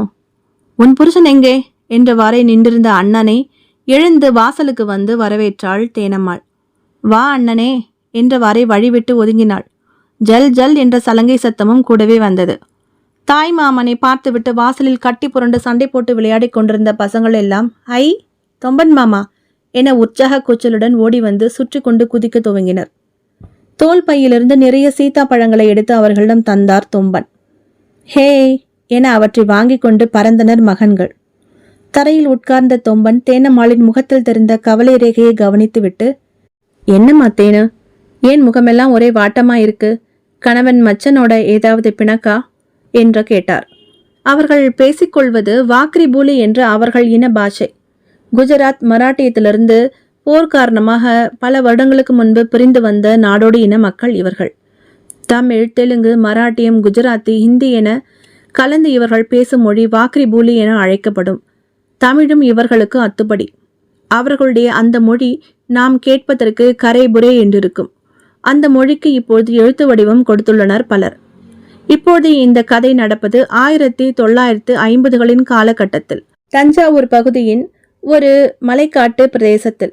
இவர்களுடைய உரையாடல்களை நான் நமது மொழி வழக்கிலேயே வழங்கி இருக்கின்றேன். அண்ணன் தொம்பன் முகத்தில் சற்று கோபத்துடன் கணவனுடன் ஏதாவது சண்டையா என கேட்டதுமே பதறினாள் தேனம்மாள். ஐயே அண்ணே, அதெல்லாம் இல்ல, அவரு தங்கம், என்னையும் பசங்களையும் அப்படி தாங்குறாரு என்றாள் அவசரமாக. மனைவியை அவமதிப்பதோ, பழிப்பதோ, குடும்பத்தை கவனியாமல் இருப்பதோ, பெண்டாட்டியை அடிப்பதோ அவர்கள் வழக்கப்படி கடுமையான குற்றம். அதற்கு மிக கடினமான தண்டனைகள் உண்டு. தலைகீழாக இரவு முழுவதும் கட்டி தொங்க விட்டு விடுவார்கள். தரையில் புகையும் அடுப்பில் மிளகாயை அரைத்து போட்டு விடுவார்கள். நெடி ஏறி மூக்கிலும் வாயிலும் கண்ணிலும் ரத்தம் நீரும் வர இரவு முழுவதும் தும்மிக்கொண்டு இருமிக்கொண்டோ இருக்க வேண்டியதுதான். தலையில் ரத்தம் கட்டிக்கொள்ளும். காலையில் இறங்கி கை வைத்தியம் செய்து விடுவார்கள் வைத்தியர்கள். இதற்குள் நரக வேதனையாகிவிடும். இன்னும் பல கடுமையான தண்டனைகள் உண்டு. கைம்பெண் மறுமணம், பெண் வீட்டாருக்கு வரதட்சணை தந்து பெண் கட்டிக்கொள்வது போன்ற நம் சமூக நடைமுறைக்கு மாறுபட்ட விஷயங்கள் அவர்களிடம் உண்டு. என்னம்மா தேனு, பின்ன என்ன இவ்வளோ கவலை உன் முகத்துல? மணிமணிய பிள்ளைங்க, அன்பான புருஷன், தகப்பன் ஸ்தானத்துல நானும், தாய் ஸ்தானத்துல உன் அண்ணியும், பின்ன என்ன கொஞ்ச நாளாவே உன் முகத்துல இவ்வளோ व्यசனங்களை பார்க்கறேன். தொம்பன் கவலையுடன் விசாரித்தான். நிமிர்ந்த தேனம்மாளின் கண்களில் கண்ணீர். ஐயோ, என்னம்மா கண்ணீர் விடுற? பதறினார் தொம்பன். அண்ணே, எனக்கு எல்லாமே இருக்கு நீங்க சொல்ற மாதிரி. ஆனா ஆனா முக்கியமானது இல்லைன்னே. இன்னும் அது கனவா இல்ல போயிட்டு இருக்கே. அவள் தழுதழுப்புடன் சொல்ல தொம்பன் மௌனம் சாதித்தார். அவருக்கு தெரியும் அது என்ன குறை என்று. அவளுக்கு இன்னும் பெண் குழந்தை பிறக்கவில்லை. அவர்களை பொறுத்தவரை இவர்களுடைய இனத்தில் பெண் என்பவள் பொக்கிஷம். நாம் ஒரு காலத்தில் ஆண் பிள்ளைகளுக்காக ஏங்கினோமே, அதே போல அவர்கள் குலத்தில் பெண் பிறக்க ஏங்குவார்கள். பெண்கள் பிறக்காத வீட்டை அவர்கள் இகழ்ச்சியாகத்தான் பார்ப்பார்கள். பெண் குழந்தைகள் பிறக்கவில்லை எனில் அவர்களுக்கு குலதெய்வ சாபம் உண்டு என்று கூட நம்பினார்கள். சற்று நேரம் அமைதியாயிருந்த தொம்பன் இப்பொழுது பேசினார். உண்மைதான் தங்கே, என்ன சாபமோ என்னமோ, பெண் குழந்தை உனக்கு பிறக்கவில்லை. பிறந்த அத்தனையும் ஆண் மக்கள். போன வாரம் கூட மாறான் இது பற்றி இகழ்ச்சியாக பேசினான் என உன் புருஷன் அவனிடம் மல்லுக்கு போய் அவனுடைய கவன்களை எல்லாம் அடித்து நொறுக்கி விட்டு வந்து விட்டான். நான் தான் பஞ்சாயத்தில் பேசி கப்பம் கட்டிவிட்டு வந்தேன். தேனம்மா அதிர்ச்சியுடன் நிமிர்ந்தாள். இது எப்போனே? எனக்கு தெரியாதே. உன்னிடம் சொல்ல வேண்டாம் என அவன் கேட்டுக்கொண்டான். அதோடு அது நடந்தது இங்கே இல்லை, தேனி வீரபாண்டி கௌமாரியம்மன் கோயில் திருவிழா சந்தையின் போது அங்கே நடந்தது. தேனம்மா முழங்காலை கட்டி கொண்டு பெருமூச்சு ஒன்றை வெளியிட்டாள். அவருக்கும் இதுதான் அன்னை கவலை. ஒரு பெண் பிறக்க துப்பில்லையா என கேட்பவர்களுடன் மல்லுக்கு போய் விடுகிறார். அது நம் கையில் அன்னை இருக்கு, அந்த அம்மன் கையில் அன்றோ இருக்கு. மீண்டும் அவள் கண்களில் கண்ணீர் துளிர்த்தது. தேனு, நீ எதுக்கும் கலங்காதே. எனக்கு மட்டும் உடனே கிடைக்கலையே. 10 வருஷங்கள் கழிச்சுதானே பிறந்தாள் கோணி. அதுவும் பாண்டியையா அருள்லதான் பிறந்தாள். ஒரு புது விஷயத்தை அவன் சொல்ல ஆச்சரியத்துடன் நிமிர்ந்தாள் தேனம்மாள். என்னன்னே சொல்ற? பாண்டி ஐயாவா? அது எந்த ஒரு தெய்வமன்னே? பாண்டி, மதுரை பாண்டி முனீஸ்வர ஐயா தாயி. நல்ல துடியான தெய்வம். கேட்பவர்க்கு இல்லைன்னு சொல்லாத அருள் தெய்வம் அம்மா அவரு. கற்புக்கரசி கண்ணகி விஷயத்துல நாம ஒரு பொண்ணுக்கு அநீதி பண்ணிட்டோமேன்று வசனப்பட்டு உயிரை துறந்து சொக்கநாத அருளால தெய்வ சாநித்தியம் கிடைக்க பெற்றவர் அம்மா. பெண்கள் விஷயத்துல எந்த உபத்வாதம் நடந்தாலும் பொறுக்க மாட்டாரு. அவர் சன்னதியில அருள் வந்து ஆடுறதும் பெண்கள் தான். அங்கனத்தை 30 நாள் தங்கியிருந்து விரதம் இருந்து நானும் உங்க அண்ணியும் அந்நாடு தரிசனம் வாங்கி அப்புறம்தான் உன் மருமக கோணி பிறந்தா. அப்போ உனக்கு 10 வயசு. அப்போ அங்கே போனா எனக்கு பெண்மகவு பிறப்பாளா அண்ணே? கண்களில் ஆர்வம் மின்ன கேட்டாள் தேனம்மாள். சந்தேகம் என்ன தாயி? நீயும் உன் புருஷனும் அங்க போய் நான் சொன்ன வாக்குல விரதம் இருங்க. அடுத்த 10வது மாசம் உன் வவுத்துல பூ மாதிரி எனக்கு மருமவ பறக்கிறாளா இல்லையான்னு பாரு. இன்னும் 10 நாள்ல பாண்டிமுனி கோயில் திருவிழா வருது. அங்கனத்தே இந்த தடவை நாம சந்தை போட போறோம். கள்ளழகருக்கும் மீனாட்சி ஆயிக்கும் அடுத்தபடி பெரிய கோயில் திருவிழான்னா அது ஐயாவுடையதே. நல்ல பெரிய சந்தை. நாமளும் கடை போட்ட மாதிரியும் ஆச்சு, உனக்கும் வேண்டுதல் வச்ச மாதிரியும் ஆச்சு. அவர் சொல்ல சொல்ல மனம் லேசாகி நம்பிக்கை துளிர்விட ஆரம்பித்தது தேனம்மாளுக்கு. படபடவென சந்தைக்கான பொருட்களை செய்து குவிக்க ஆரம்பித்தாள். வீட்டுக்கு வந்த கணவன் மச்சனிடம் அண்ணன் தொம்பன் சொன்ன விஷயத்தை சந்தோஷத்துடன் தெரிவித்தாள். அவனும் உற்சாகமானான். ஆமாம் பிள்ள, நானும் கேள்விப்பட்டிருக்கேன். சின்ன வயசுல அந்த கோவிலுக்கும் போயிருக்கேன். பெரிய மீசை வச்சுக்கிட்டு தலையில உருமா கட்டி சப்பனங்கால் போட்டு நம்ம வீட்ல உட்காந்துருப்போமே, அத போல உட்காந்துருப்பாரு பாரு. அப்படியே ஒரு பெரிய மனுஷன் உட்காந்து என்னடா வந்துட்டியா சௌக்கியமாண்டு விசாரிக்கிற மாதிரி இருக்கும். அப்படியே ஆடி போயிடுவோம். எங்கோ பார்த்தபடி கணவன் மெய்சிலிருப்புடன் சொன்னதை கேட்கவுமே தேனம்மாளுக்கு உடனே மதுரைக்கு செல்ல வேண்டும் என தோன்றியது. எப்போதடா கூட்டம் கிளம்பும் என நாளை எண்ண ஆரம்பித்து விட்டாள். அந்த நாளும் வந்தது. இரவோடு இரவாக கிளம்பி விட்டனர். மாட்டு வண்டிகளில் கூடார துணிகள், மூங்கில் தடிகள், சமைக்கும் பாத்திரங்கள், விற்பனை பொருட்கள், பெண்கள், குழந்தை குட்டிகள், வயதானவர்கள் என வர ஆடு மாடுகளை ஓட்டிக்கொண்டு ஆண்கள் கூட்டம் நடந்து வந்தது. 2 நாட்களில் விடியற் காலை 4 மணி அளவில் மதுரை மண்ணை மிதித்தனர் அனைவருமே. மதுரை மீனாட்சி அம்மனின் கோவிலை கடந்தனர். நின்று இறங்கி கோவில் கோபுரத்தை பார்த்து கைகளை குவித்து கண்களை மூடி பிரார்த்தித்து கொண்டாள் தேனம்மாள். அம்மே மீனாட்சி ஆயி, பாண்டிமுனி ஐயா அருள் பரிபூர்ணமாக கிடைச்சு எனக்கு உன்ன மாதிரியே அழகான ஒரு நல்ல புத்திரி கிடைக்கணும் தாயி, அருள் புரியணும் அம்மா இந்த ஏழைக்கு என சொல்லிவிட்டு கண்களை திறந்தாள். பகீர் என்றது. நீண்ட ஜடாமுடியுடன் நெற்று நிறைய விபூதி, நடுவில் பைசா அளவு குங்குமம், குங்கும நிற ஆடை, கையில் சிறிய சூலம் என ஒரு பெண் சித்தர் நின்று கொண்டிருந்தார். நல்ல தீச்சன்யமான விழிகள் தேனம்மாளையே துளைப்பது போல் ஊடுருவின. அதன் கூர்மை தாழாமல் தடுமாறினாள் தேனம்மாள். அத்தியாயம் 10. உடல் குறுக்கி அந்த பெண் சித்தரை கை குவித்து வணங்கினாள் அவள். அவர் மெதுவாக ஆமோதிப்பாய் தலையாட்டினார். பின் பேச ஆரம்பித்தார். உன் வம்சத்துக்கே பெண்மகவு இல்லைங்கிறது உன் குடும்ப சாபம். அது உன்னோட முடிஞ்சது. ஆனாலும் அந்த சாபம் விட்ட குறை தொட்ட குறையா இன்னும் தொடரத்தான் செய்யுது. உன் கொள்ளுப்பாட்டனார் செய்த பாவம்தான் அது. அவர் சொல்லவும் தாயே என பதறி போய் காலில் விழுந்தாள் தேனம்மாள். அங்கிட்ட ஆளுங்க செஞ்ச பாவத்துக்கு நான் என்ன தாய் பண்ணுவேன்? எனக்கு கருணை காட்டப்படாதா? கூட்டத்தாரோட ஏளனம் சகிக்க முடியலையே, அழுதாள் தேனம்மாள். அவளை பார்த்திருந்து விட்டு பின் அழுத்தமான கம்பீர குரலில் சொன்னார் அவர். எழுந்திரம்மா. தேனு விசும்பலுடன் எழுந்தாள். நியமனிஷ்டை தவறாமல் பாண்டி முனீஸ்வரர் கோவிலில் விரதமிரு. நீ கேட்டதை அவர் தருவார். முகம் மலர்ந்தாள் அவள். ஆனால் அவர் நிறுத்தி பின் தொடர்ந்தார். ஆனால் அவர் உனக்கு வரமாக தருவதை கண்ணும் கருத்துமாக வளர்த்து போற்ற வேண்டும். அதற்கு ஏதேனும் ஒரு விசாரம் என்றால் உன் வம்சமே பூண்டோடு அழிந்துவிடும். ஜாக்கிரதை. பாண்டி ஐயாவின் கோபம் மிக பெரிது. அதை தடுக்கும் சக்தியோ தாங்கும் சக்தியோ யாருக்கும் கிடையாது. புரிந்ததா? அவர் சற்று கடினமான குரலில் சொல்ல தேனம்மாள் சற்று மிரட்சியுடன் தலையாட்டினாள். ஏ புள்ள தேனு! கணவன் மச்சனின் குரல் கேட்டு திரும்பினாள் தேனம்மாள். மச்சன் ஓடி வந்தான் பதட்டத்துடன். எங்கன புள்ள போன நீ? இங்கெல்லாம் தேடுறது உன்ன. இங்கன ஏன தனியா உம்பாட்டுக்கு நிக்கிறவ? இல்லைன்றேன், இதோ இந்த தாயை கூடத்தே என சொல்லியவாறே திரும்பியவள் திகைத்து போனாள். அங்கே சற்று முன் பார்த்த அந்த சித்தர் அம்மாவை காணவில்லை. என்ன இது? அதற்குள் காணோமே. சுற்றுமுற்றும் பார்த்தாள். ராஜகோபுர வீதி வெறிச்சோடி போயிருந்தது. அங்கங்கே யாசகம் எடுப்பவர்கள் குளிருக்கு போர்த்தி கொண்டு சுருண்டு படுத்திருந்தனர். மெல்லிய பனிக்காற்று அவர்களை தழுவி கொண்டு போனது. ஆட்கள் குரல் கொடுத்தனர். ஓ மச்சனா, வெரசாவா, வெள்ளி முளைக்கிறதுக்குள்ள கோவில் மைதானத்தை அடையணும். கூடாரம் போடணும், சீக்கிரமா. அதற்கு பிறகு ஒரு கணமும் நிற்கவில்லை மச்சன். திகைத்து வெறித்து கொண்டிருந்த தேனம்மாளின் கைகளை பிடித்து இழுத்து கொண்டு மாட்டு வண்டிகளை நோக்கி நடக்க ஆரம்பித்தான். வண்டிக்குள் ஏறி உட்கார்ந்து திரும்பி மீனாட்சி அம்மன் கோவிலை பார்த்தாள். அதிர்ந்தாள். இப்பொழுது அந்த பெண் சித்தர் கோபுர வாசலை நோக்கி நடந்து செல்வது தெரிந்தது. நடந்து சென்று வாசலை ஊடுருவினார். ஊடுருவும் முன் திரும்பி அவளை பார்த்தார்.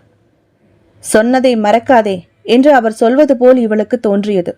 பின் திரும்பி விடுவிடுவென கோபுரத்தின் திட்டி வாசலை ஊடுருவி மறைந்தும் போனார். பிரமிப்பு விலகாத விழிகளுடன் அவள் பார்த்து கொண்டே இருந்தாள். அத்தியாயம் 11. விழா கோலம் பூண்டிருந்தது மதுரை பாண்டிமுனீஸ்வரர் கோவில். ஏகப்பட்ட திடீர் கடைகள் முளைத்திருந்தன. விதவிதமான சாமான்கள் கடை பரப்பப்பட்டு பயங்கரமாக விற்பனையாகிக் கொண்டிருந்தன. பட்டு புடவைகள், நைலக்ஸ் புடவைகள், வளையல், பாசி கடைகள், விளையாட்டு பொம்மை கடைகள் ஒருபுறம், சுட சுட கடலை எண்ணெயில் பொரித்து எடுக்கப்பட்டு விற்பனையாகிக் கொண்டிருந்த அதிரசம், முறுக்கு, பலகார வகைகள் ஒருபுறம், வண்ண வண்ண விதவிதமான பல வகை நறுமலர்கள் குவியல் குவியலாக குவிக்கப்பட்டு மறுபுறமும் என வியாபாரம் நடந்து கொண்டிருந்தது. தேனம்மாளின் இனத்தார் கோவிலின் அருகே இருந்த ஓர் பரந்த மைதானத்தில் வட்ட வடிவமாக தங்கள் கூடார குடில்களை அமைத்துக் கொண்டனர். சில மணி நேரங்களில் வெறும் மைதானம் கூடார குடித்தனங்களுடன் ஜேஜேவென காட்சியளித்தது. மைதானத்தை ஒட்டி வைகையாறு சலசலத்து ஓடிக்கொண்டிருந்தது. தென்னை, மாமரங்கள், கொய்யா என அதன் மறுக்கரையில் ஊட்டமான வள மரங்கள், மறுபுறம் வயல்வெளி என பச்சை பசேல் என காட்சியளித்தது அந்த இடமே. வைகையில் இறங்கி முழுகிவிட்டு வண்ணமயமான சுத்தமான தன் குலவழக்கப்படி உடை உடுத்திக்கொண்டு முதல் வேளையாக தன் கணவனுடன் பாண்டி முனீஸ்வரரை தரிசனம் காண கிளம்பிவிட்டாள் தேனம்மாள். கோவிலில் கூட்டமான கூட்டம். எள் விழுந்தால் எண்ணெயாகிவிடும் பிதுக்கம்.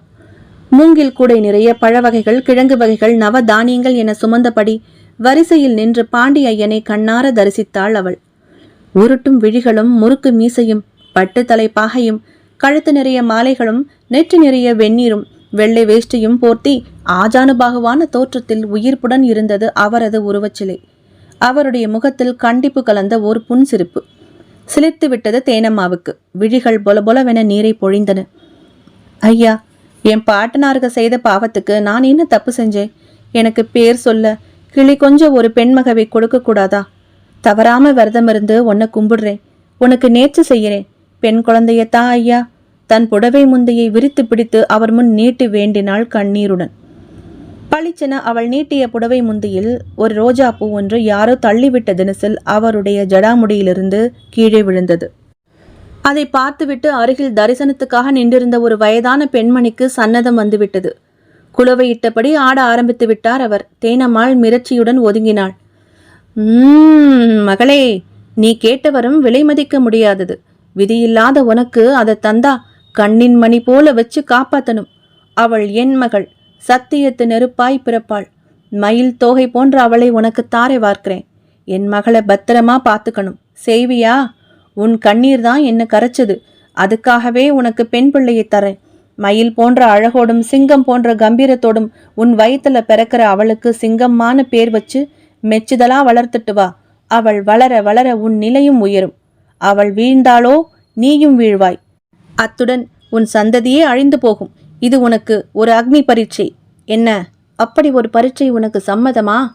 அந்த பெண் கம்பீரமான ஆண் குரலில் கேட்க நடுக்கத்துடனும் பரவசத்துடனும் தலையாட்டினார் தேனம்மாள். கூடவே புருஷன் மச்சன்.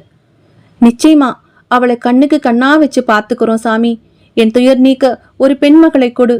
அவள் கேட்கவும் சந்ததம் வந்த அந்த முதியவள் தேனம்மாளின் உச்சந்தலையில் கை வைத்து ஆசிர்வதித்துவிட்டு பின் மயங்கி போனாள். சிலிர்த்து போயிருந்தாள் தேனம்மாள். கோயிலின் முன்னடியில் அமர்ந்து தேங்காயை கடித்து கொண்டிருந்த அவள் கணவன் அன்பு மனைவியின் தோளில் கை வைத்தான்.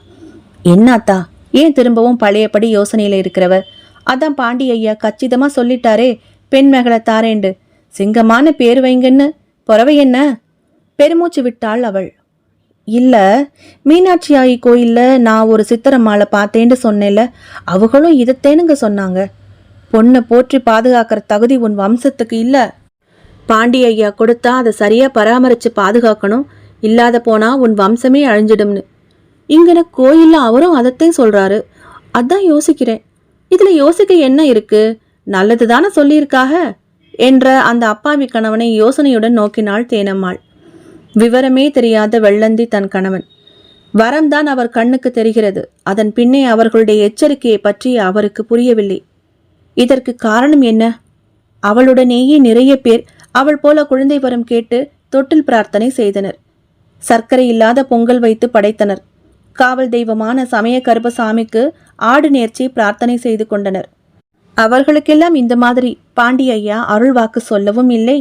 அப்படியே வந்தாலும் வரத்துடன் எச்சரிக்கை என எதையும் சொல்லவும் இல்லை. தனக்கு மட்டும் ஏன் இந்த தனியான மிக பயங்கரமான எச்சரிக்கை? எது எப்படியாயினும் தனக்கு பிறக்கப் போகும் தன் பெண்ணுக்கு எந்த குறையும் ஏற்படாமல் கண்ணுக்கு கண்ணாக காத்து வளர்ப்பேன். இது இந்த பாண்டி ஐயா மேலே பரிபூர்ண சத்தியம். மனதுக்குள் சொல்லிக் கொண்டாள் தேனம்மாள். பாவம், அவளது குல கௌரவம் வந்து அந்த மன உறுதியை குலைக்கப் போவது அவளுக்கு எப்படி தெரியும்? என அவளை பார்த்து சிரித்தது விதி. அத்தியாயம் 12. ஏ சிங்கி! குடிசையின் வெளியே வந்து நின்று குரல் கொடுத்தாள் தேனம்மாள். முன்னால் வேலி பரலின் அருகே பறந்து வளர்ந்திருந்த வேப்ப மரத்தின் கிளையில் ஏறி உட்கார்ந்து காலாட்டி கொண்டிருந்தவாறே ஒரு மாங்காய் பிஞ்சை கடித்து கொண்டிருந்த சிங்கம்மாள் திரும்பி பார்த்தாள். 14 வயது, நீள் வட்ட முகம், சற்று நெறிந்த அடர்ந்த புருவங்கள், கூர்நாசி, சிவந்த உதடுகள், மாநிறத்துக்கும் சற்று கூடுதலான நிறம், இயல்பிலேயே பழுப்பான விழிகள், நீண்ட கூந்தல், பாவாடை சட்டை அணிந்து படு விச்சிராந்தியாக மாங்காயை கடித்து கொண்டிருந்த தன் மகளை பார்த்து ஒரு புறம் பெருமையாக இருந்தது தேனம்மாளுக்கு. சிரிப்புடன் சற்று கோபமும் கூட வந்தது. ஏ சிங்கி, இது என்ன புள்ள? மரத்து மேலே ஏறி உட்கார்ந்துருக்கிறவ எத்தனை தாட்டி சொல்றது கீழே கீழே விழுந்து அடிபட்டுக்க போகுதுன்னு? அவள் சொல்லி வாய் மூடவில்லை. மரத்திலிருந்து இறங்கிக் கொண்டிருந்த சிங்கம்மா சற்று தடுமாறி வழுக்கி கொண்டு கீழே விழுந்தாள். ஐயோ என்ற அலறலுடன் சடாரென அவள் அருகே ஓடி வந்த தேனம்மாள் பதறியவாறே எழுந்து நின்ற சிங்கம்மாளின் கை கால்களை திருப்பி திருப்பி பார்த்தபடி கேட்டாள். அடிக்கடி எதனா பட்டுக்கிட்டியா? இதுக்குத்தானே சொன்னேன் என்றவள் சிங்கம்மாளின் உள்ளங்கையை பார்த்து பதறினாள். லேசாக சிராய்ந்து ரத்தம் கசிந்து கொண்டிருந்தது. அடி பாவி மகளே என்றவாறே தரதரவென்று வீட்டினுள் இழுத்து வந்து எண்ணெயை எடுத்து உள்ளங்கையில் தடவி விட்டாள். சிங்கம்மாள் சிரித்தாள். கிண்கிணி நாதம் போன்று இருந்தது அது. ஏண்டி சிரிக்கிற? தேனம்மாள் சற்று கோபத்துடன் கேட்டாள். வெறும் சிராய்ப்பு காயம், இதுக்கு ஏன் தேனுமா இப்படி பதறீங்க? அங்கன அண்ணமாருக காட்டுக்குள்ள போய் காடை பிடிக்கிறேன், கௌதாரை பிடிக்கிறேன், மொசை பிடிக்கிறேன்ட்டு காட்டிலையும் மேட்டிலையும் புரண்டு தினமும் ரத்த காயத்தோட வராக. அவங்கள கண்டுக்கிறதே இல்லை. நீ என்னை மட்டும் எப்போ பாரு விழுந்து விழுந்து கவனிக்கிற. திடீர்னு என் உடம்பு முழுக்க ரத்தமா ஓடி வழிஞ்சதுன்னா நீ என்ன பண்ணுவ? மகள் கேட்ட நொடி தேனு சிங்கி என்றவாறே பதறி துடித்து அவளை அப்படியே கட்டிக்கொண்டாள். அப்படியெல்லாம் உன் பட்டு வாயால சொல்லாதடி, நான் தாங்க மாட்டேன். சிங்கி அழும் தாயின் முகத்தை நிமிர்த்தி அவள் கண்களை துடைத்து விட்டவாறே சொன்னாள். மன்னிச்சுக்கம்மா, அழாத, இனிமே இப்படி பேச மாட்டேன். ஏமா இவ்வளவு பிரிய வச்சிருக்கிற என் மேல என்றாள் நெகிழ்வுடன். நீ எனக்கு கிடைக்காத திரவியம்டி தங்கம், வைரமணி. உன்னை போற்றி பாதுகாக்கிறேன்னு ஒருத்தர்கிட்ட வாக்கு தந்து உன்னை வரமா வாங்கி பெற்றிருக்கிறேன். சிங்கியின் முகத்தில் ஆச்சரிய அலை. அது ஆறுகிட்ட இருந்துமா என்ன வாங்கி இருக்க? அது மதுரையில் ஒருத்தர் இருக்கிறாரு, பெரியவர், பாண்டிமுனி ஐயான்னு.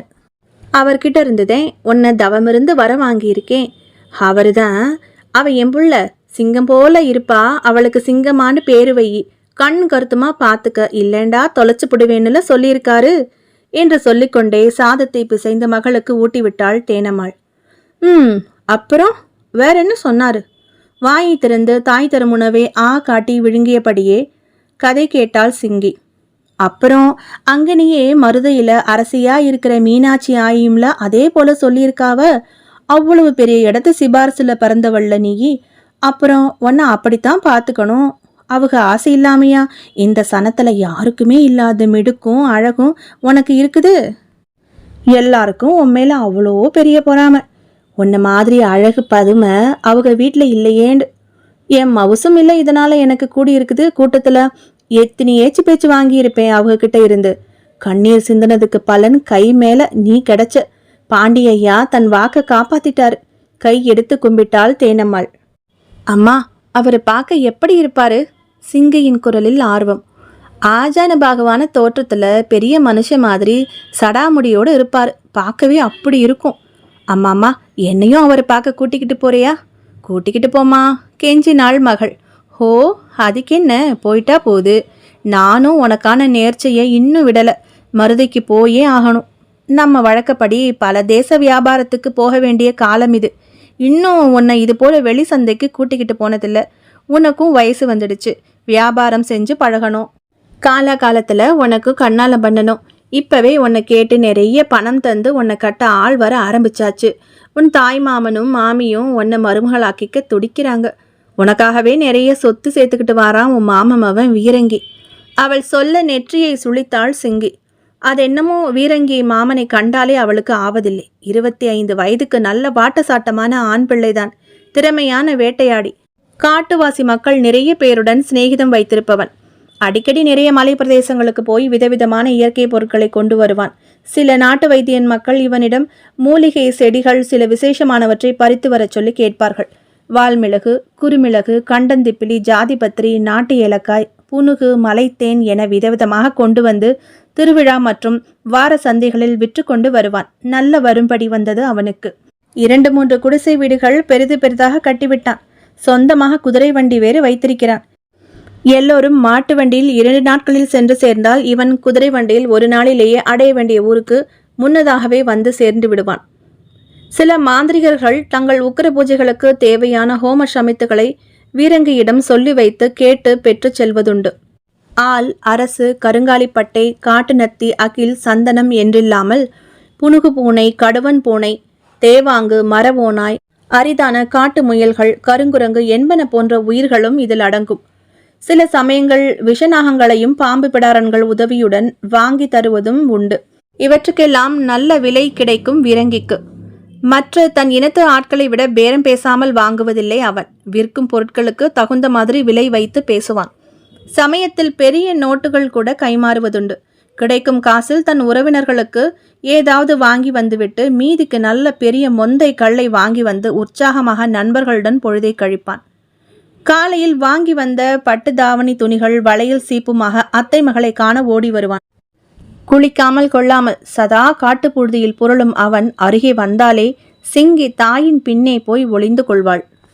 இது ஒரு புறம் இருக்க, சிங்கம்மாளின் கைவண்ணத்தில் உருவாகும் பாசிமணி மாலைகள் அழகு கொஞ்சின. முத்து முத்தாய் அவள் நேர்த்தியாய் கோர்த்து விதவிதமாய் வடிவங்களை உருவாக்குவாள். பச்சை, வெள்ளை, கருப்பு, நீலம், பழுப்பு என வண்ண வண்ண நிறத்தில் விதவிதமான நெக்லஸ், கைவளை, வங்கிகள், நெற்றிச்சுட்டி, கால் அணிகலன், இடுப்பு அணிகலன் என செய்து அசத்தினாள் 14 வயது சிங்கம்மாள். அவள் செய்து தந்த மாலைகள் எல்லாம் நொடியில் விற்று காலியாகி வரும்பொழுது தாங்கள் செய்து வைத்திருந்த மாலைகளை யாரும் வாங்க முன்வராததில் அவளுடைய 2 அண்ணிமார்களுக்கும் ரொம்பவே அசூயையாகி போனது. தங்களை விட அழகிலும் தோற்றத்திலும் மிடுக்கிலும் கைவேலைகள் செய்யும் நேர்த்தியிலும் தனித்து ஜொலித்த தங்கள் நாத்தியின் மேல் அவளை விட 5 வயது பெரியவர்களான அவளுடைய அண்ணிமார்களுக்குள் இயல்பாகவே பொறாமை குணம் தலை தூக்கியது. அதை வெளிக்காட்டிக் கொள்ளாமல் வளைய வந்தனர் இருவரும். அண்ணி அண்ணி என்ற சிறு குழந்தையாய் சுற்றி வந்தவளிடம் தங்களது வெறுப்பை வெளிக்காட்ட தயங்கினர் இருவரும். தங்களுடைய ஒரே ஆசை அழகு தங்கையை ஏதாவது சொன்னோம் என்றால் தங்கள் கணவன்மார்கள் கட்டி வைத்து தங்கள் தோலை உரித்து விடுவார்கள் என்ற பயம் ஒரு காரணம். அதற்கும் மேலே தங்கள் மாமியாராகிய தேனம்மாள் தன் மகளை ஏதாவது சொன்னாலோ சொன்னவர்கள் முகத்தில் சுடுநீரை ஊற்றும் ரகம். எனவே சிங்கியின் விஷயத்தில் அடக்கியே வாசித்தனர் இருவரும். ஒரு நாள் அவர்களுடைய குடி வழிபாடு தினத்தில் எல்லோரும் மலைக்கோவிலுக்கு வந்திருந்த சமயம். பொங்கல் வைத்து கொண்டிருந்த தேனம்மாளின் அருகே அமர்ந்து ஊதாங்குழலால் அடுப்பை ஊதிக்கொண்டிருந்த சிங்கம்மாளை பார்த்தான் ஒருவன். அவன் நெற்றியில் பலவிதமான யோசனை சுழிவுகள், மனதில் விதவிதமான கணக்குகள் போட்டவாறே சிங்கம்மாளை வெறித்து கொண்டிருந்த அவனது தோளை ஒரு கரம் அழுத்தியது. திரும்பினான் அவன். சிங்கியின் மாமன் மகன் வீரங்கி நின்றிருந்தான். ஹே பைரவா, எப்போது வர சொன்ன, இப்போ வந்திருக்கிற? வீரங்கி ஸ்நேகபாவத்துடன் கேட்டான். அதற்கு பைரவன் என்ற அவன் ஓர் சிரிப்பு சிரித்தான். நல்ல கரிய நிறம், வயதை அனுமானிக்க முடியாத தோற்றம். உடலை சுற்றி ஒரு கருப்பு போர்வையை சுற்றியிருந்தான். இடுப்பில் கருப்பு வேஷ்டி, மூக்கில் ஓர் வளையம் அணிந்திருந்தான். அடர்ந்த தலைமுடி, தாடி மீசையுடன் ஒரு மாதிரி தோற்றம் தந்த அவன் உண்மையில் ஒரு கத்துக்குட்டி மாந்திரிகன். சில பிசாசு சக்திகளை கை கொண்டு சின்ன சின்ன மாய வித்தைகளை செய்து கொண்டிருப்பவன். சமீபத்தில்தான் வீரங்கியுடன் பழக்கமானான். அவனுடைய மாந்திரிக வேலைகளுக்காக சில அரிய உயிரினங்களை வீரங்கியிடம் கேட்டு பெறுவதுண்டு. இன்னும் பெரிய சித்திகளை அடைய வேண்டும் என்ற வெறியுடையவன் இந்த பைரவன். சமீபத்தில் அவன் செய்ய போகும் மாந்திரிக பூஜைக்கு சகல அம்சங்களும் பொருந்திய ஒரு கன்னிப்பெண் தேவைப்பட்டு கொண்டிருக்கின்றாள். இந்த சமயத்தில்தான் சிங்கி அவன் கண்ணில் பட்டிருக்கின்றாள். வீரங்கியுடன் சுற்றி கொண்டிருந்தாலும் பைரவ மாந்திரிகனின் பார்வையெல்லாம் மான் போல துள்ளி திரிந்து கொண்டிருக்கும் சிங்கியின் மேலேயே இருந்தது. வீரங்கியின் அத்தை மகள் அவள் என்பதையும் அறிந்து கொண்டான் பைரவன். அன்று வனதேவதை வழிபாடு முடிந்து எல்லோரும் கிளம்பியதும் கடைசியில் கிளம்பினான் அவன். அவன் இடுப்பு துணியில் சிங்கம்மாளின் காலடி மண்ணும் அவளுடைய கூந்தலில் இருந்து உதிர்ந்த முடியுடன் கூடிய காட்டு மலரும் பத்திரமாக இருந்தன. உன் அத்தை மகளை வசியம் பண்ணி தருகிறேன் என சொல்லி மறுநாள் வீரங்கியிடமிருந்து சிங்கியின் தாவணி ஒன்றை தெரியாமல் எடுத்து வரச் சொல்லி வாங்கி வைத்திருந்தான் பைரவன். அன்று இரவே தன்னுடைய வசிய பூஜையையும் ஆரம்பித்தும் விட்டான். மந்திரங்கள் உருவேற்ற நடுநிசி நேரத்தில் சட்டென கண்விழித்தாள் அவள். மெதுவாக எழுந்து குடிசை கதவை திறந்து கொண்டு வெளியே வந்தாள். அவள் காதில் மந்திரங்களின் ஓசை துல்லியமாக விழுந்தன. அதை குறிவைத்து தன்னை போல நடக்க ஆரம்பித்தாள் சிங்கம்மாள்.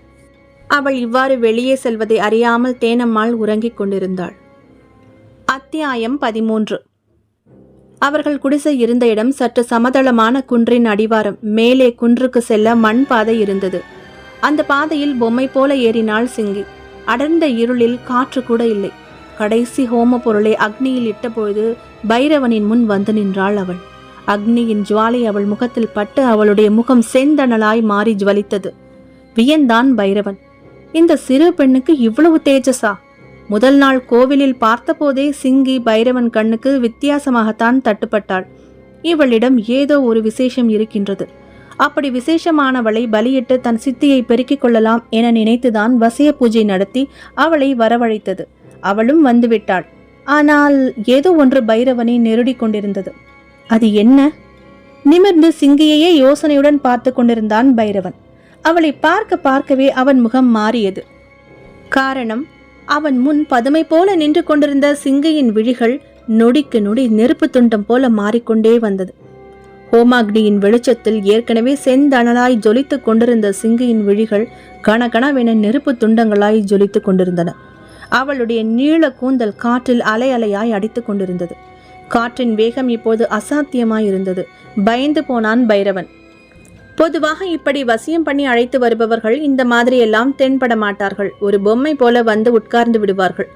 கண்ணின் பாவைகள் உள்ளடங்கி இருக்கும். இப்படி நெருப்பு துண்டமாயெல்லாம் ஜொலிக்காது.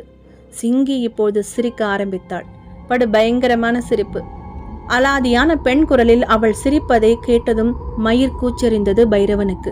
ஏதோ தவறு நிகழ்ந்து விட்டது என மட்டும் தெரிந்து போனது. அவசர அவசரமாக தன் குரலையே அழைத்தான். அது வர மறுத்தது. மீண்டும் முயற்சித்தான். அதன் குரல் மட்டும் கேட்டது. ஏ பைரவா, கூப்பிடாத என்னை. அவள் முன்னால் என்னால் வர முடியவில்லை. அவளுடைய உடலிலிருந்து உருவாகிக் கொண்டிருக்கும் ஜுவாலி என்னை சுட்டு பொசுக்கிவிடும். நீ தவறு செய்து விட்டாய்.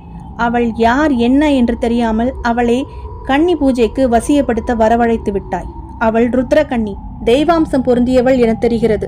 இன்னும் சிறிது நேரத்தில் அவளுக்குள் இருக்கும் அந்த சக்தி முழித்து கொண்டு உன் உயிரை வாங்கி விடுவதற்குள் ஓடிவிடு, ஓடிவிடு.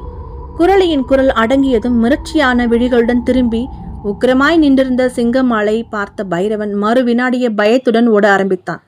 ஓடிய அவனை யாரோ துரத்துவது போல் சத்தம் கேட்டது. கூடவே பயங்கரமான பிளிரல் சத்தம். திரும்பி பார்த்த அவன் திகிலில் அதிர்ந்து சுதாரிப்பதற்குள் மிக பெரிய காட்டு யானை ஒன்று அவனை தன் துதிக்கையால் சுற்றி வளைத்து தூக்கி வீசியது. மேலே உயர போய் தொப்பென தரையில் விழுந்த பைரவனின் உடலை நச்சென மிதித்தது யானை. இரத்த கூழாகி போனான் பைரவன். பின் ஆவேசம் தணிந்ததாக அந்த கரிய நிற யானை திரும்பி நடந்து சிலை போல் நின்றிருந்த சிங்கம்மாவை துதிக்கையால் சுற்றி வளைத்து தன் முதுகில் உட்கார வைத்து கொண்டு கிளம்பியது. அடிவாரத்தை அடைந்து அவள் வீட்டின் முன் இறக்கி விட்டுவிட்டு மெல்ல நடை போட்டு கிளம்பி போனது. அவள் மீண்டும் குடிசையினுள் நுழைந்து சென்று தாயின் அருகில் போய் படுத்து கொண்டாள். காலையில் எழுந்த சிங்கம்மாளுக்கு முன்தினம் இரவு நடந்ததின் நினைவு துளி கூட இல்லை. அத்தியாயம் 14. அன்றுபோல் இன்றும் அவர்கள் அனைவருமே கூட்டமாக மதுரைக்கு கிளம்பிவிட்டனர். 3 மாத காலம் மேலூர் பகுதியில் கூடாரம் அமைத்து திருவிழாக்களில் வியாபாரம் செய்ய வேண்டும் என கூட்டத்தில் முடிவு எடுத்திருந்தனர். அதன்படியே மேலூரின் ஒரு ஒதுக்குப்புறமான பகுதியில் கூடாரம் அமைத்து தங்கவும் செய்தனர். முதல் வேளையாக மகள் சிங்கம்மாளை அழைத்து கொண்டு பாண்டி கோவிலுக்கும் சென்று வந்து விட்டாள் தேனம்மாள். தடபுடலாக நேர்த்தி கடனையும் செய்து முடித்து விட்டாள். பாண்டி முனீஸ்வரரை விட்டு வெளியே வரவே மனதில்லை சிங்கம்மாளுக்கு. ரொம்ப நாள் பரிச்சயமான ஸ்நேக பாவனை அவருடைய முகத்தில் இருப்பதாக பட்டது. அம்மா, தினமும் வரலாமா இங்கே? தாயிடம் கேட்டாள். அதனால் என்ன பாப்பா, வந்துட்டா போகுது என்றான் தகப்பன் மச்சன். ஆனால் அதற்கு பின் அவர்களுக்கு அவளை மீண்டும் கோவிலுக்கு அழைத்து வர சந்தர்ப்பமே வாய்க்கவில்லை. அருகருகே அமைந்த திருவிழாக்கள் மற்றும் வார சந்தைகளில் பொருட்களை விற்க தாய் தந்தையுடன் செல்ல ஆரம்பித்தாள் சிங்கம்மாள். கூடவே அண்ணிமார்களும். சிங்கம்மாளின் கைவண்ணத்தில் உருவான நேர்த்தியாக கோர்க்கப்பட்ட பாசி மாலைகள் அமோகமாக விற்பனையாயின. நொடியில் எல்லாம் விற்று தீர்ந்தன. அண்ணிமார்களுக்குள் பொறாமை படம் விரித்து ஆடியது. மூங்கில் கூடைகளில் வைத்து கூவி கூவி அழைத்தாலும் பெரும்பாலும் மக்கள் சிங்கம்மாளிடமே பொருட்களை வாங்கினர். சிரித்த முகத்துடனும் குழந்தை பேச்சுமாக இருந்த அவளை பொருள் வாங்கும் பெண்களுக்கு பிடித்து போனது. மறுநாளும் வந்து தேடி கேட்டு வாங்கி சென்றனர். அன்னிகளுக்கோ தாங்க முடியவில்லை. அழகு மயிலாய் கூடை நிறைய பாசி மாலைகளை எடுத்துக்கொண்டு எழிலுடன் வளைய வரும் சிங்கம்மாளை ஒரு சில வாலிப கூட்டத்தின் கண்கள் தினமும் மொய்த்து கொண்டே இருப்பதை சிங்கம்மாளோ அவளுடைய பெற்றோரோ கவனிக்கவே இல்லை. நாட்கள் நகர்ந்தன. ஒரு நாள் தேனம்மாள் உடல்நலம் சரியில்லாமல் இருந்ததால் வியாபாரத்திற்கு கிளம்ப முடியவில்லை. அன்னிகளும் சிங்கம்மாளும் மட்டும் கிளம்பிவிட்டனர். தகப்பனும் அண்ணன்மார்களும் வேறு சந்தைக்கு புறப்பட்டு விட்டிருந்தனர். அதிகாலை குளித்து முடித்து வண்ண ஆடை அணிந்து பூச்சூடி கிளம்பிய 15 வயது சிங்கியை பொறாமையுடன் பார்த்தனர் அன்னிகள். எவ்வளவு அழகு, எவ்வளவு வளமை! இந்த சின்ன சிறுக்கிக்கு இம்புட்டு மவுசா! இவள் இருப்பதால்தான் தங்கள் திறமை வெளியே தெரியவில்லை. பலவாறாக எண்ணமிட்டவாறே முன்னால் நடந்து சென்று கொண்டிருந்த அன்னிகளிடம் ஏதேதோ பேசிக்கொண்டே நடந்து வந்தாள் சிங்கி. தன் தோளில் நீண்ட கயிறுடன் ஒரு தகர டப்பாவை மாட்டியிருந்தாள். அதை அடிக்கடி தட்டி இசைத்து பாடிக்கொண்டும் ஆடிக்கொண்டும் கவலை இல்லாமல் வரும் தன் நாத்தியை மகா எரிச்சலுடன் பார்த்தபடி வந்து கொண்டிருந்தனர் இருவரும். அன்றைக்கும் வழக்கம் போலவே சிங்கியின் எல்லா கைவினை பொருட்களும் விற்று தீர்ந்து போயின. அதிலும் ஓர் கூட்டம் வந்து நிறைய மாலைகளை காசு கொடுத்து அள்ளி கொண்டு வேறு போயிருந்தது. முகம் முழுக்க மகிழ்ச்சியுடனும் பை நிறைய காசுடனும் தங்கள் முன் வெறும் கூடையுடனும் வந்து நின்ற சிங்கி அவர்களுக்குள் பொறாமை தீயை மூட்டினாள். அன்னிமாரே, பாருங்க, எல்லாம் வித்துட்டுது. வாங்க, உங்களுக்கு நிறைய வாங்கணும்னு சொன்னீங்களே, வாங்கிப்போம். அப்படியே எனக்கு இனிப்பு பலகாரம் வாங்கித்தாங்க என்றவாறே குழந்தையாய் குதூகலித்தவளை எரிச்சலுடன் பார்த்தனர் இருவரும். உனக்கு என்னடியம்மா கைராசிக்காரி, நீ தொட்டு வித்தாலே எல்லாம் வித்துடுது, 90 போட்டா வியாதி ஓடுது, செய்யற பொருளெல்லாம் மின்னுது. நாங்க அப்படியா? பாரு, எங்க குடிகள்லாம் அப்படியே நிற்கிது பொருளுங்க. அதெல்லாம் விற்காம வந்தா உன் அண்ணமாருங்க ஏண்டி வியாபாரம் செய்ய வக்கில்லையான்னு எங்களைத்தான் ஏசுவாங்க. உனக்கு அப்படியா? நீ வித்தாலும் விற்கலைன்னாலும் ஒன்றும் சொல்ல மாட்டாங்க. இடுப்புல தூக்கி வச்சு கொஞ்சுவாங்க. முகச்சொலிப்புடன் கடுப்பான குரலில் அவர்கள் பேசுவதை புரியாத குழப்பத்துடன் பார்த்து கொண்டு நின்றாள் சிங்கி. அவர்களின் விசனத்திற்கு காரணம் விற்காத அந்த பாசிகள் தான் என எண்ணிக்கொண்டு மடமடவென்று அவற்றை எல்லாம் எடுத்து தன் கைகளில் மாட்டிக்கொண்டும் கழுத்தில் அள்ளி மாட்டிக்கொண்டும் விற்க கிளம்பி விட்டாள் சிங்கி. 3 இளைஞர்கள் அவளை நெருங்கினர். இந்தா பொண்ணு, அந்த மாலை 5 கூட என அவர்கள் கழுத்தில் அணிந்திருந்தவைகளை சுட்டி காட்டி கேட்டான் ஒருவன். இது வேணுமா அண்ணாத்தே என்றவாறே அவற்றை கழற்றி கொடுத்தாள் சிங்கி. ஆமா, தினமும் எம்பட்டு தூரம் வருவீங்க? ஒருவன் கேட்டான். அதென்ன, ஒரு 7 மைல் இருக்குமே. விடிக்காத்தால கிளம்பினா பொழுது விடிய இங்கன வந்துடுவோம். பொழுது சாயறதுக்குள்ள கூடாரத்துக்கு போயிடுவோம். ஓ, எங்கன பிள்ளை இருக்கு உங்க கூடாரம்? அதோ அந்த புறந்தே. சற்று தொலைவில் தெரிந்த மலைக்குன்றை கை காட்டினாள் சிங்கம்மாள். ஓஹோ, நல்லது, அப்போ நாங்க வாரோம் என்று கள்ளச் சிரிப்புடன் அகன்றனர் அந்த பரட்டை தலை இளைஞர்கள். அவர்கள்தான் முன் அத்தியாயத்தில் நாம் பார்த்த மருதன், ஒற்றன், மணியன். அவள் இவ்வாறு அவர்களுடன் பேசிக்கொண்டிருப்பதை பார்த்து கொண்டே இருந்தனர் அன்னிமார்கள். அவர்கள் முகங்களில் ஒருவித குரூரம். அத்தியாயம் 15. அன்று ஏனோ வானம் பொத்து கொண்டு மழை வரும் போல கண்ணாமூச்சி ஆடிக்கொண்டிருந்தது. வியாபாரத்தை முடித்துக்கொண்டு அவர்கள் மூவரும் கிளம்பவே மாலை பொழுதை நெருங்கிவிட்டது. தென்பட்ட மாட்டு வண்டியில் ஏறி அடிவாரம் வரை வந்திறங்கி கொண்டனர். பின் வேக வேகமாக மலையேற ஆரம்பித்தனர். இதற்குள் மழையும் பிடித்து கொண்டு கொட்ட துவங்கியது. நனைந்து கொண்டே ஓட்டமும் நடையுமாக மலை ஏற ஆரம்பித்தனர். அந்த குன்றை தாண்டி இறங்கினால் சமதளத்தில் இவர்களுடைய இருப்பிடம் வரும். தலையில் முக்காடிட்டு நனைந்தவாறு நடந்த அன்னிகள் ஒரு கட்டத்தில் வேகமாக நடக்க ஆரம்பித்திருந்தனர். சிங்கியின் காலில் முள் தைத்தது.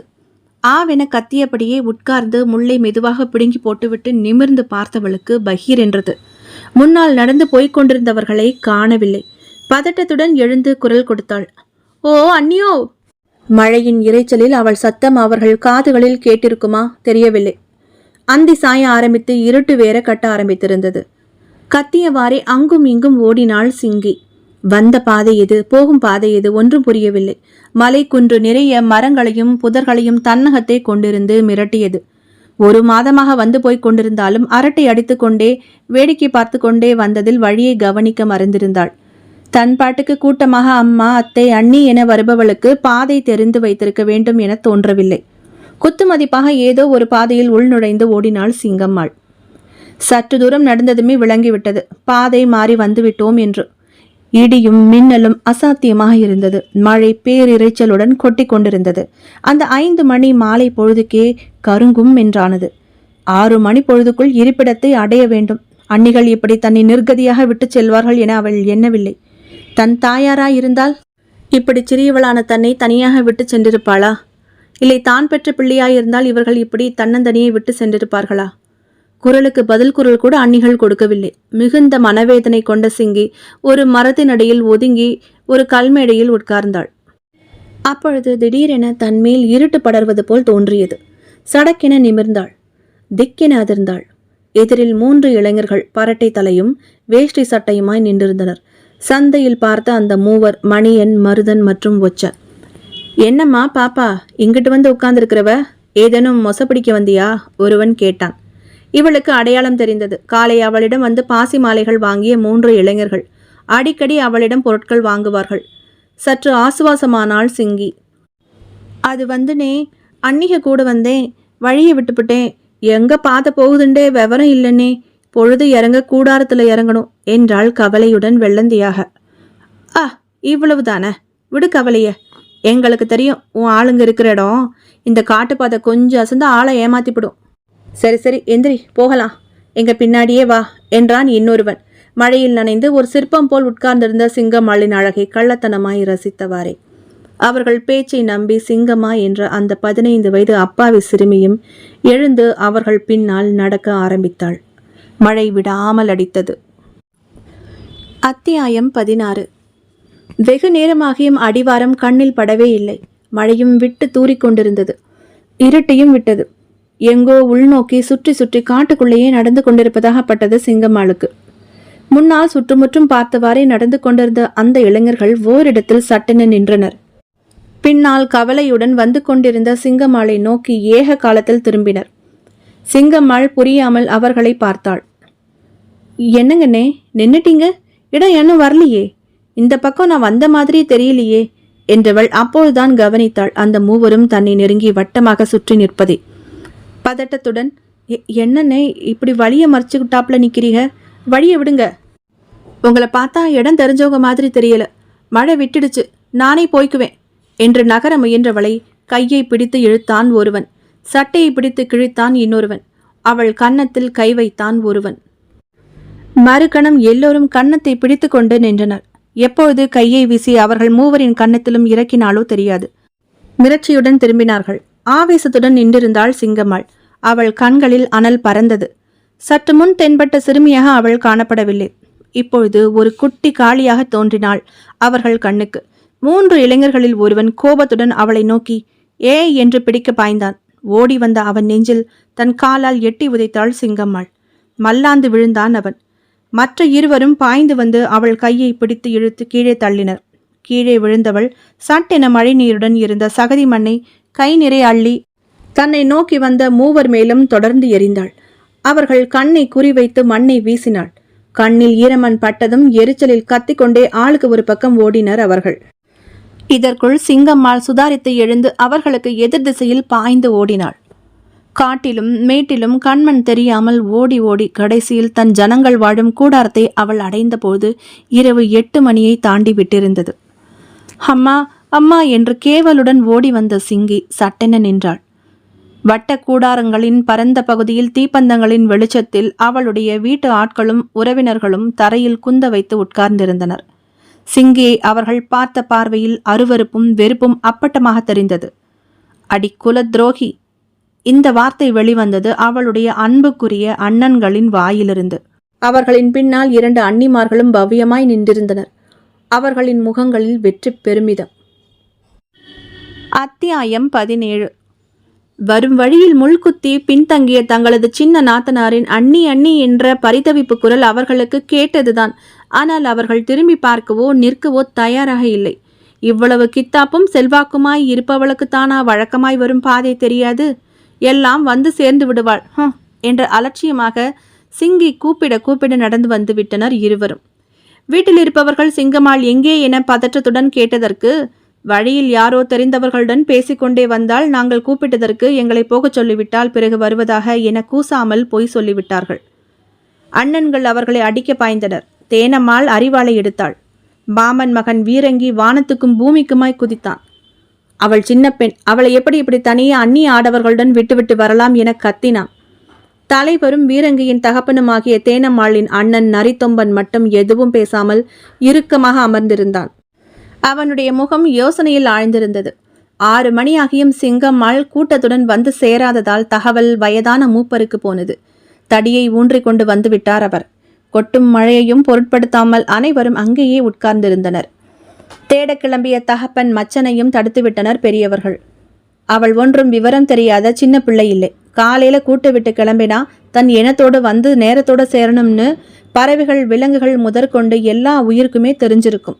அந்த இயற்கை நிகழ்வு தான் நமக்குள்ள கட்டுப்பாடா நடந்துகிட்டு இருக்கு. கட்டுப்பாடுகள் என்பது கட்டுக்கோப்பா ஒரு வரமுறைக்குள்ள வாழ்றதுக்கு தான். அதை உன் மகளுக்கும் சொல்லி கொடுத்து வளர்க்க நீங்க தவறிட்டீங்க. மூப்பரின் வார்த்தைகள் தேனம்மாளுக்கும் மச்சனுக்கும் கலவரத்தை தந்தது. பொழுது மங்கி இருள் சூழ்ந்த பிறகு இரவு 8 மணி சுமாருக்கு அலைய குலைய ஓடி வந்த சிங்கியின் கோலத்தை பார்த்து அதிர்ந்து போனார்கள் அனைவரும். தாய் தேனம்மாளின் முகத்தில் மகள் வந்து சேர்ந்து விட்டாள் என்ற சந்தோஷம் ஒருபுறம், கூட்டத்தின் கட்டுப்பாடை மீறிவிட்டாள் என்ற கவலை மறுபுறம் என மகளை நோக்கி ஓடினாள். ஆடைகள் கிழிப்பட்டு உடலெல்லாம் சேரும் சகதியுமாக தலைவிரி கோலமாக முகமெல்லாம் நகக்கீரல்களுமாக வந்து நின்ற சிங்கம்மாள் தோற்றம் கண்டு அனைவர் கண்களிலும் பூச்சி பறந்தது. வீரங்கி நிலை குலைந்து போயிருந்தான். என்னடி சிங்கி ஆச்சு? இது என்ன கோலம்? அன்னிகளோட சேர்ந்து வாரதுக்கு என்ன இப்படி பண்ணிப்பிட்டியடி? மகளை பிடித்து உலுக்கினாள் தேனம்மாள்.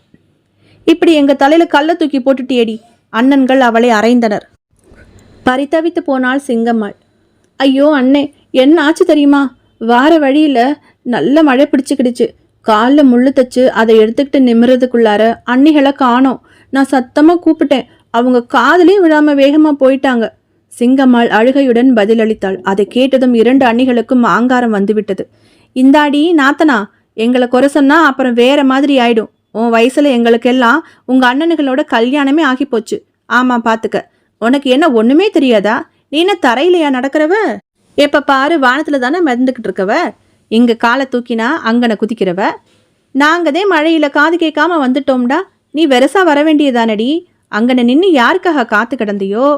ஐயோ அண்ணி, எனக்கு பாதை தெரியல அண்ணி. என்ன நடந்துச்சுன்னா என தனக்கு நேர்ந்ததையும் ஒரு விபரீதத்திலிருந்து தப்பித்து வந்ததையும் படபடப்புடன் விவரித்தாள் சிங்கம்மாள்.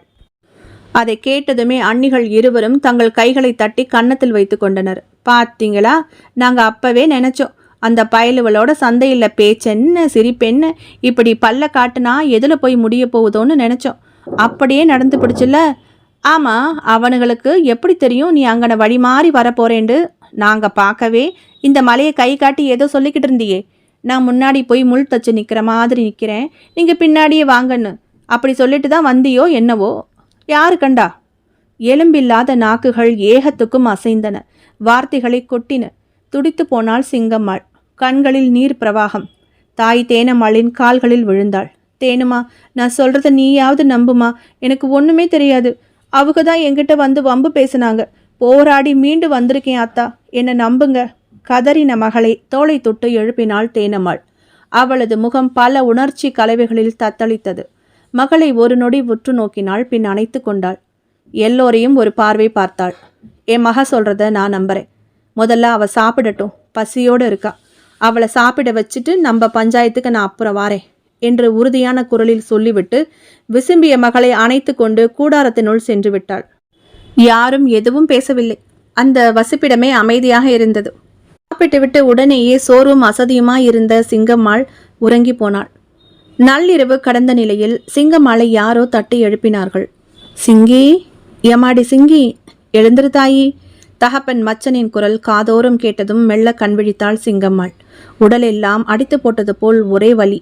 என்னப்பு என்றால் சிணுங்கலாக. எழுந்திரு தாயி. ஏனப்பு, இன்னும் கொஞ்ச நேரம் தூங்குறேனே. எல்லாரும் கிளம்பிட்டோம் பாரு, அம்மா உனக்காக பலகாரம் சுட்டுக்கிட்டு இருக்கா. சின்ன குரலில் தகப்பன் சொன்னதும் மூக்கை உறிஞ்சினாள் சிங்கி. வெளியே கூடாரத்தின் அருகே எண்ணெயில் பொரிக்கும் பலகார வாசனைகள் அவள் மூக்கை துளைத்தன. அதிரசம், முறுக்கு, ஜிலேபி, பணியாரம் எல்லாம் அவளுக்கு பிடித்தமானவை. ஐயோ, எல்லாம் எனக்கு பிடிச்சதா இருக்கே. தூக்கம் கலைந்து உற்சாகத்துடன் எழுந்தாள் சிங்கம்மாள். கூடாரத்தை விட்டு வெளியே வந்து இருள் பிரியாத அந்த நடுநீசி வேளையில் பலகாரம் சுட்டு கொண்டிருந்த தாயின் கழுத்தை கட்டி கொண்டு அவள் கன்னத்தில் முத்தமிட்டாள். திகு திகுவென்று எரிந்து கொண்டிருந்த அடுப்பு நெருப்பின் வெளிச்சத்தில் தாய் தேனம்மாளின் முகம் பார்க்க வித்தியாசமாய்ப்பட்டது. முகம் இறுகி பாறையாயிருந்தது. ஏதோ ஒரு பயங்கரமான தீர்மானத்திற்கு வந்திருந்தவள் போல் காணப்பட்டாள் அவள். மடமடவென பலகாரங்களை சுட்டு அடுக்கி ஒரு மூட்டையாக கட்டினாள். தாயின் கழுத்தை கட்டி கொண்டு கன்னத்தோடு கன்னம் வைத்தபடி அம்மாவை கேட்டாள் சிங்கம்மாள். ஏம்மா இப்ப போய் இவ்வளோ பலகாரம் சுடுறியே? எதுக்கு? எங்கனையாவது தொலைவா போறோமா? அவள் கேட்க தேனம்மா திரும்பி மகளை பார்த்தாள். அவள் பார்வையில் தென்பட்டது என்ன? சிங்கம்மாளுக்கு ஒன்றும் தெரியவில்லை. அவள் கேட்டதற்கு பதில் சொல்லாமல் எழுந்தாள் தேனம்மாள். சுடுதண்ணி போட்டு வச்சிருக்கேன், போய் குளிச்சுட்டு வா என்றாள் நிர்ச்சலமான குரலில். தாய் சொன்னதும் குதித்து ஓடியவள் மறைவான இடத்தில் போய் குளித்துவிட்டு துண்டை சுற்றி கொண்டு வந்தாள். கூடாரத்தினுள் நுழைந்தாள். ஒரு தட்டில் புது பட்டு பாவாடை தாவணி வைக்கப்பட்டிருந்தது. சிங்கம்மாளின் கண்கள் விரிந்தன. ஹை, புது துணி! மகிழ்வுடன் எடுத்து உடுத்தி கொண்டாள். தலையை உலர வைத்து அவளுக்கு ஜடை பின்னி பூ வைத்து விட்டாள் தேனம்மாள். கண்களுக்கு அழகாக மை தீட்டி விட்டாள். வட்ட சாந்து பொட்டிட்டு விட்டாள். முல்லைப்பூ சூடி விட்டாள். புல்லாக்கு அணிவித்து விட்டாள்.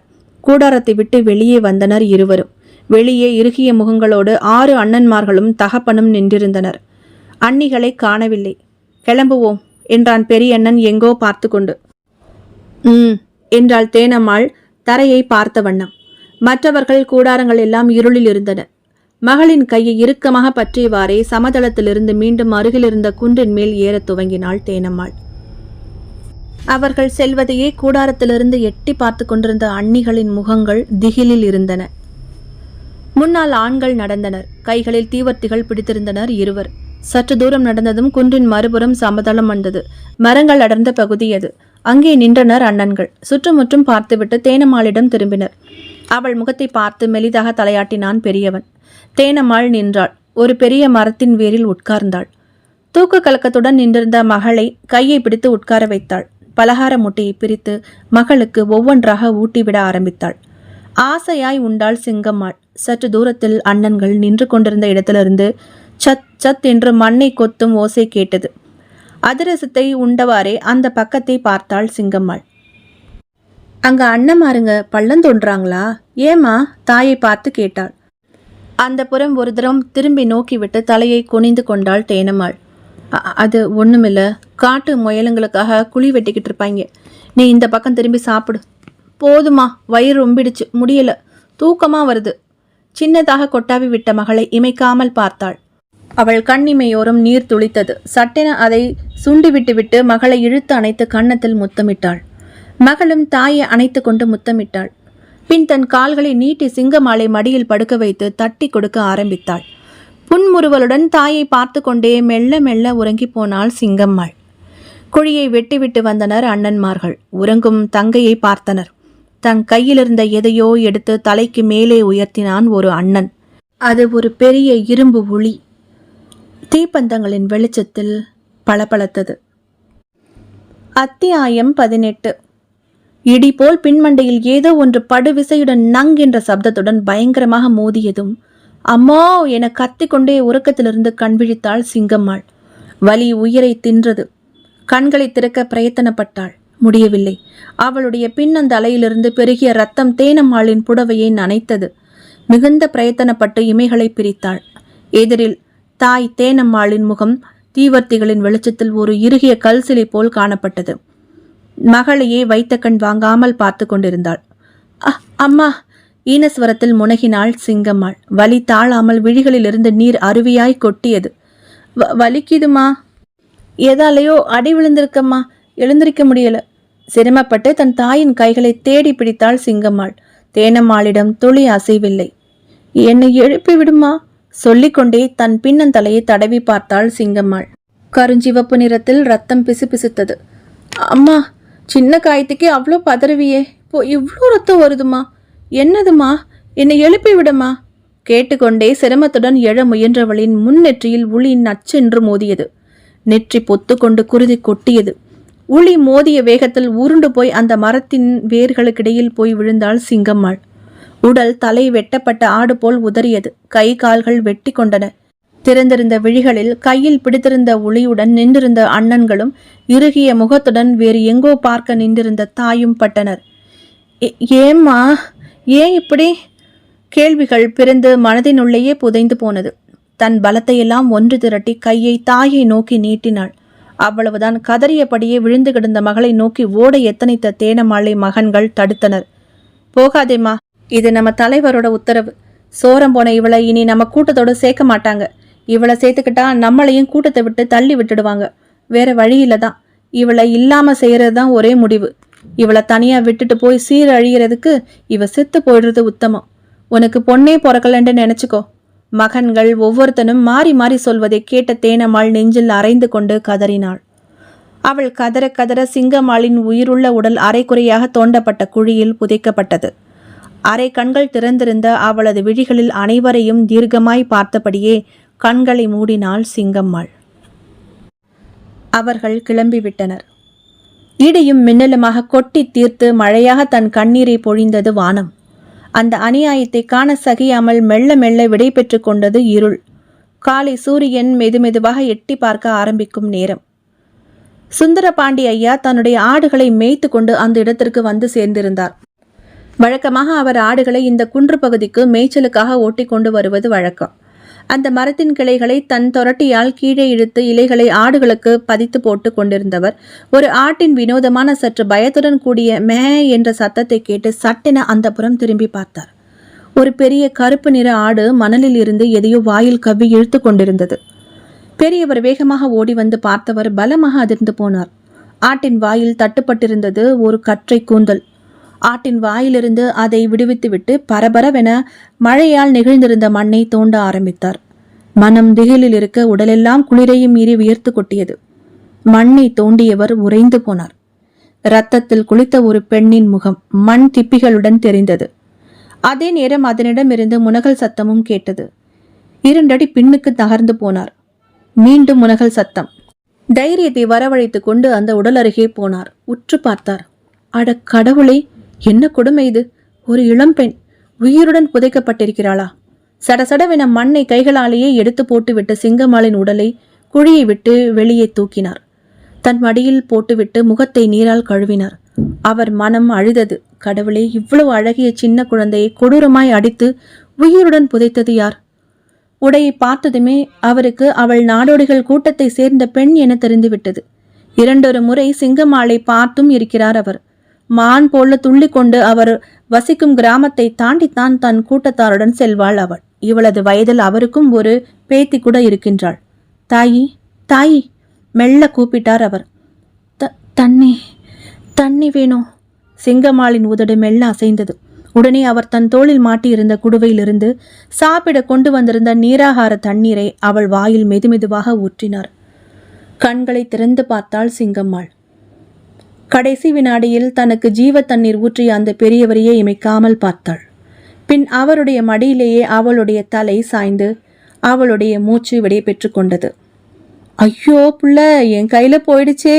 அட பாண்டி முனீஸ்வரா! பெருங்குரல் எடுத்து கதறினார் சுந்தரபாண்டி பெரியவர். வானத்தில் பயங்கரமான இடிமுழக்கம் அவருடைய ஒப்பாரிக்கு கட்டியம் கூறுவது போல் முழங்கியது. கண்ணீரை துடைத்து விட்டு கொண்டு சிங்கம்மாளின் உடலை மீண்டும் அந்த குழிக்குள்ளேயே வைத்து புதைத்தார் பெரியவர். அருகில் இருந்த செடிகளின் பூக்களை எடுத்து அந்த இடத்தில் தூவினார்.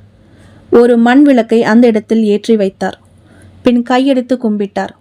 தாயி, நீ யாரோ எவரோ எனக்கு தெரியல. உன்னை யார் இப்படி பண்ணுனாங்கன்னும் எனக்கு தெரியல.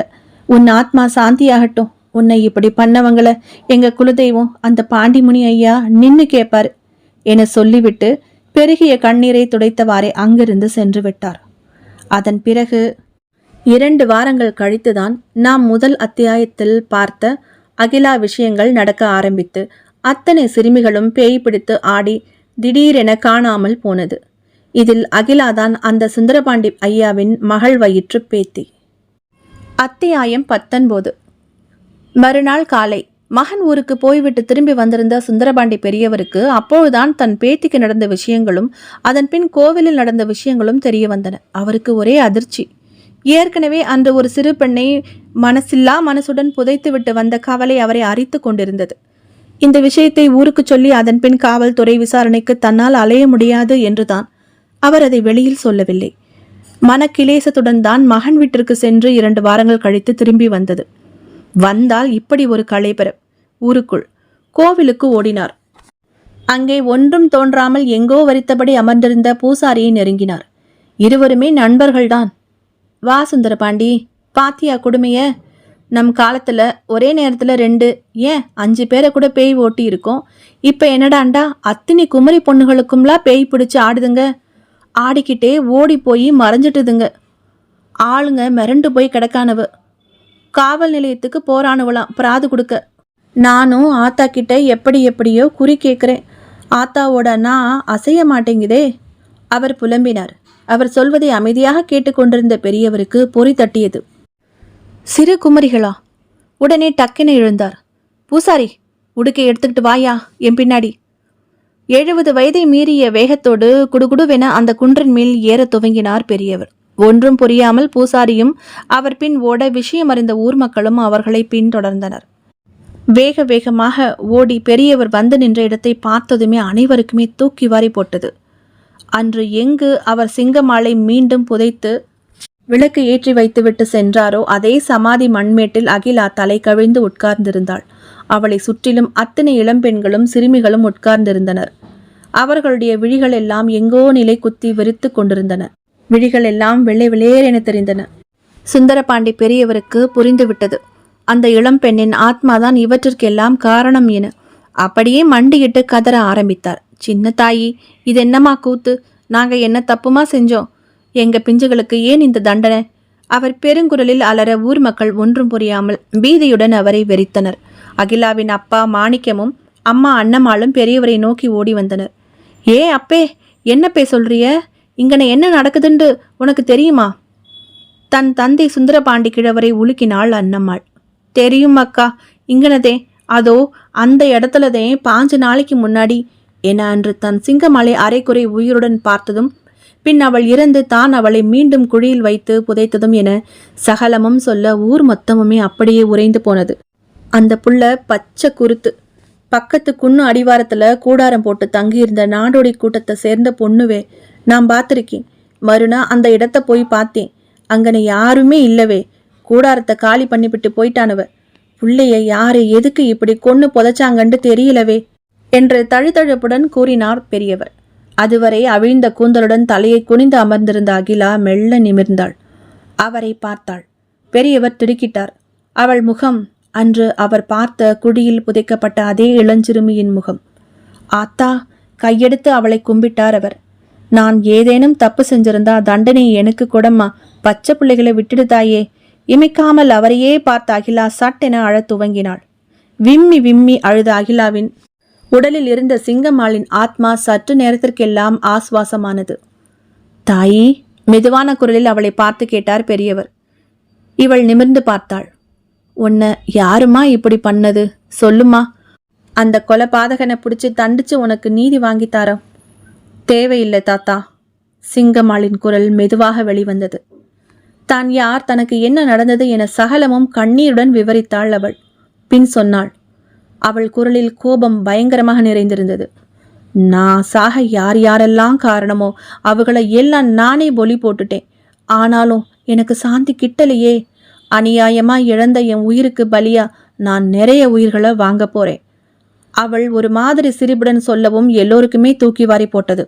அன்னம்மாள் பதற்றத்துடன் முன்னால் வந்தாள். ஐயோ தாயே, வேண்டாம் தாயே, உனக்கு என்ன வேணுமோ கேளு, நாங்க செய்யறோம். என்ன படையல் வேணும் சொல்லு, பண்றோம். எங்க பிள்ளைங்கள ஒன்னும் பண்ணிடாதமா. அவள் பதறியதும் சிங்கம்மாள் சிறு புன்முறுவலுடன் மறுத்து தலையசைத்தாள். இல்லை அம்மா, நான் அப்பாவிகளை ஒன்னும் செய்யல. பச்சை பிள்ளைகளை தவறான எண்ணத்தோடு நெருங்குகிற கயவனுகளைத்தான் வேட்டையாடி இருக்கேன். அதுக்கான முதல் பலி அதோ. ஓரிடத்தை நோக்கி கை காட்டினாள். எல்லோருமே திரும்பினர். அங்கே மரக்கிளையில் அகிலாவிடம் வம்பு செய்த ரங்குசாமியின் உடைகளும் தலைமுடியும் லுங்கியும் நகங்களும் என தொங்கிக் கொண்டிருந்தன. அதனை சுற்றி கழுகுகள் வட்டமிட்டு கொண்டிருந்தன. அகிலாவை தொட்டு காட்டி, இந்த புள்ளையிடம் தப்பா நடந்துக்க நினைச்சான். அப்போ நான் வெளிப்பட்டு அவனை கொன்னு இவளை காப்பாத்தினேன். இனியும் காப்பாத்துவேன். அந்த மாதிரி கயவர்கள் யாரானும் உயிரெடுப்பேன். எனக்கு இந்த இடத்துல ஆலயம் எழுப்புங்க. சாதாரண கன்னியானனா பாண்டிமுனி ஐயா அருளால ருத்ர கன்னியா மாறி உங்க எல்லாரையும் காப்பாத்துவேன். நோய் நொடிகள் அண்ட விட மாட்டேன். பெண்களின் மானம் காப்பேன். தப்பை தட்டி கேட்பேன். பெண்களுக்கு எதிராக எங்க அநீதி நடந்தாலும் அங்க நான் வந்து அந்த அநீதியை வேறறுப்பேன். தப்பே பண்ணாத என்ன, நான் சொன்ன எதையுமே காதில் வாங்காம கொன்ன அந்த கூட்டம் எங்கே? தன் மகளுக்கு என்ன நடந்திருந்தாலும் அவளை காத்து அனுசரணையா பார்த்துக்கிட்ட இந்த தாய் தகப்பன் எங்கே? எழுந்து நின்ற சிங்கம்மாள் அன்னம்மாளையும் மாணிக்கத்தையும் சுந்தரபாண்டி பெரியவரையும் நோக்கி கை கூப்பினாள். பின் அந்த சமாதி மேட்டை கரகரவென சுற்ற ஆரம்பித்தாள். மற்ற சிறுமிகளும் அப்படியே சுற்ற ஆரம்பித்தனர். காற்று மிகப்பெரிய விசையுடன் வீசியது. வானில் இடியும் மின்னலும் அந்த காலை வேளையில் படார் படார் என மின்னி முழங்கின. கரகரவென சுற்றிய அகிலா ஒரு கட்டத்தில் மயங்கி தொப்பென கீழே விழ மற்ற பெண்களும் அப்படியே மயங்கி விழுந்தனர். அகிலாவிடமிருந்து ஒரு ஒளி தோன்றி அந்தரத்தில் மிதந்தது. மயங்கி விழுந்த பெண்களிடமிருந்தும் சிறு சிறு ஒளிகள் தோன்றி அவையெல்லாம் அந்த பெரிய ஒளியுடன் ஒன்றி ஒரு பெரிய நெருப்பாக மாறியது. சிங்கம்மாள் ஒரு பெரிய நெருப்பு உருவமாக மாறி நின்றிருந்தாள். ஒரே வினாடிதான். பின் மாயமாய் மறைந்து போனாள்.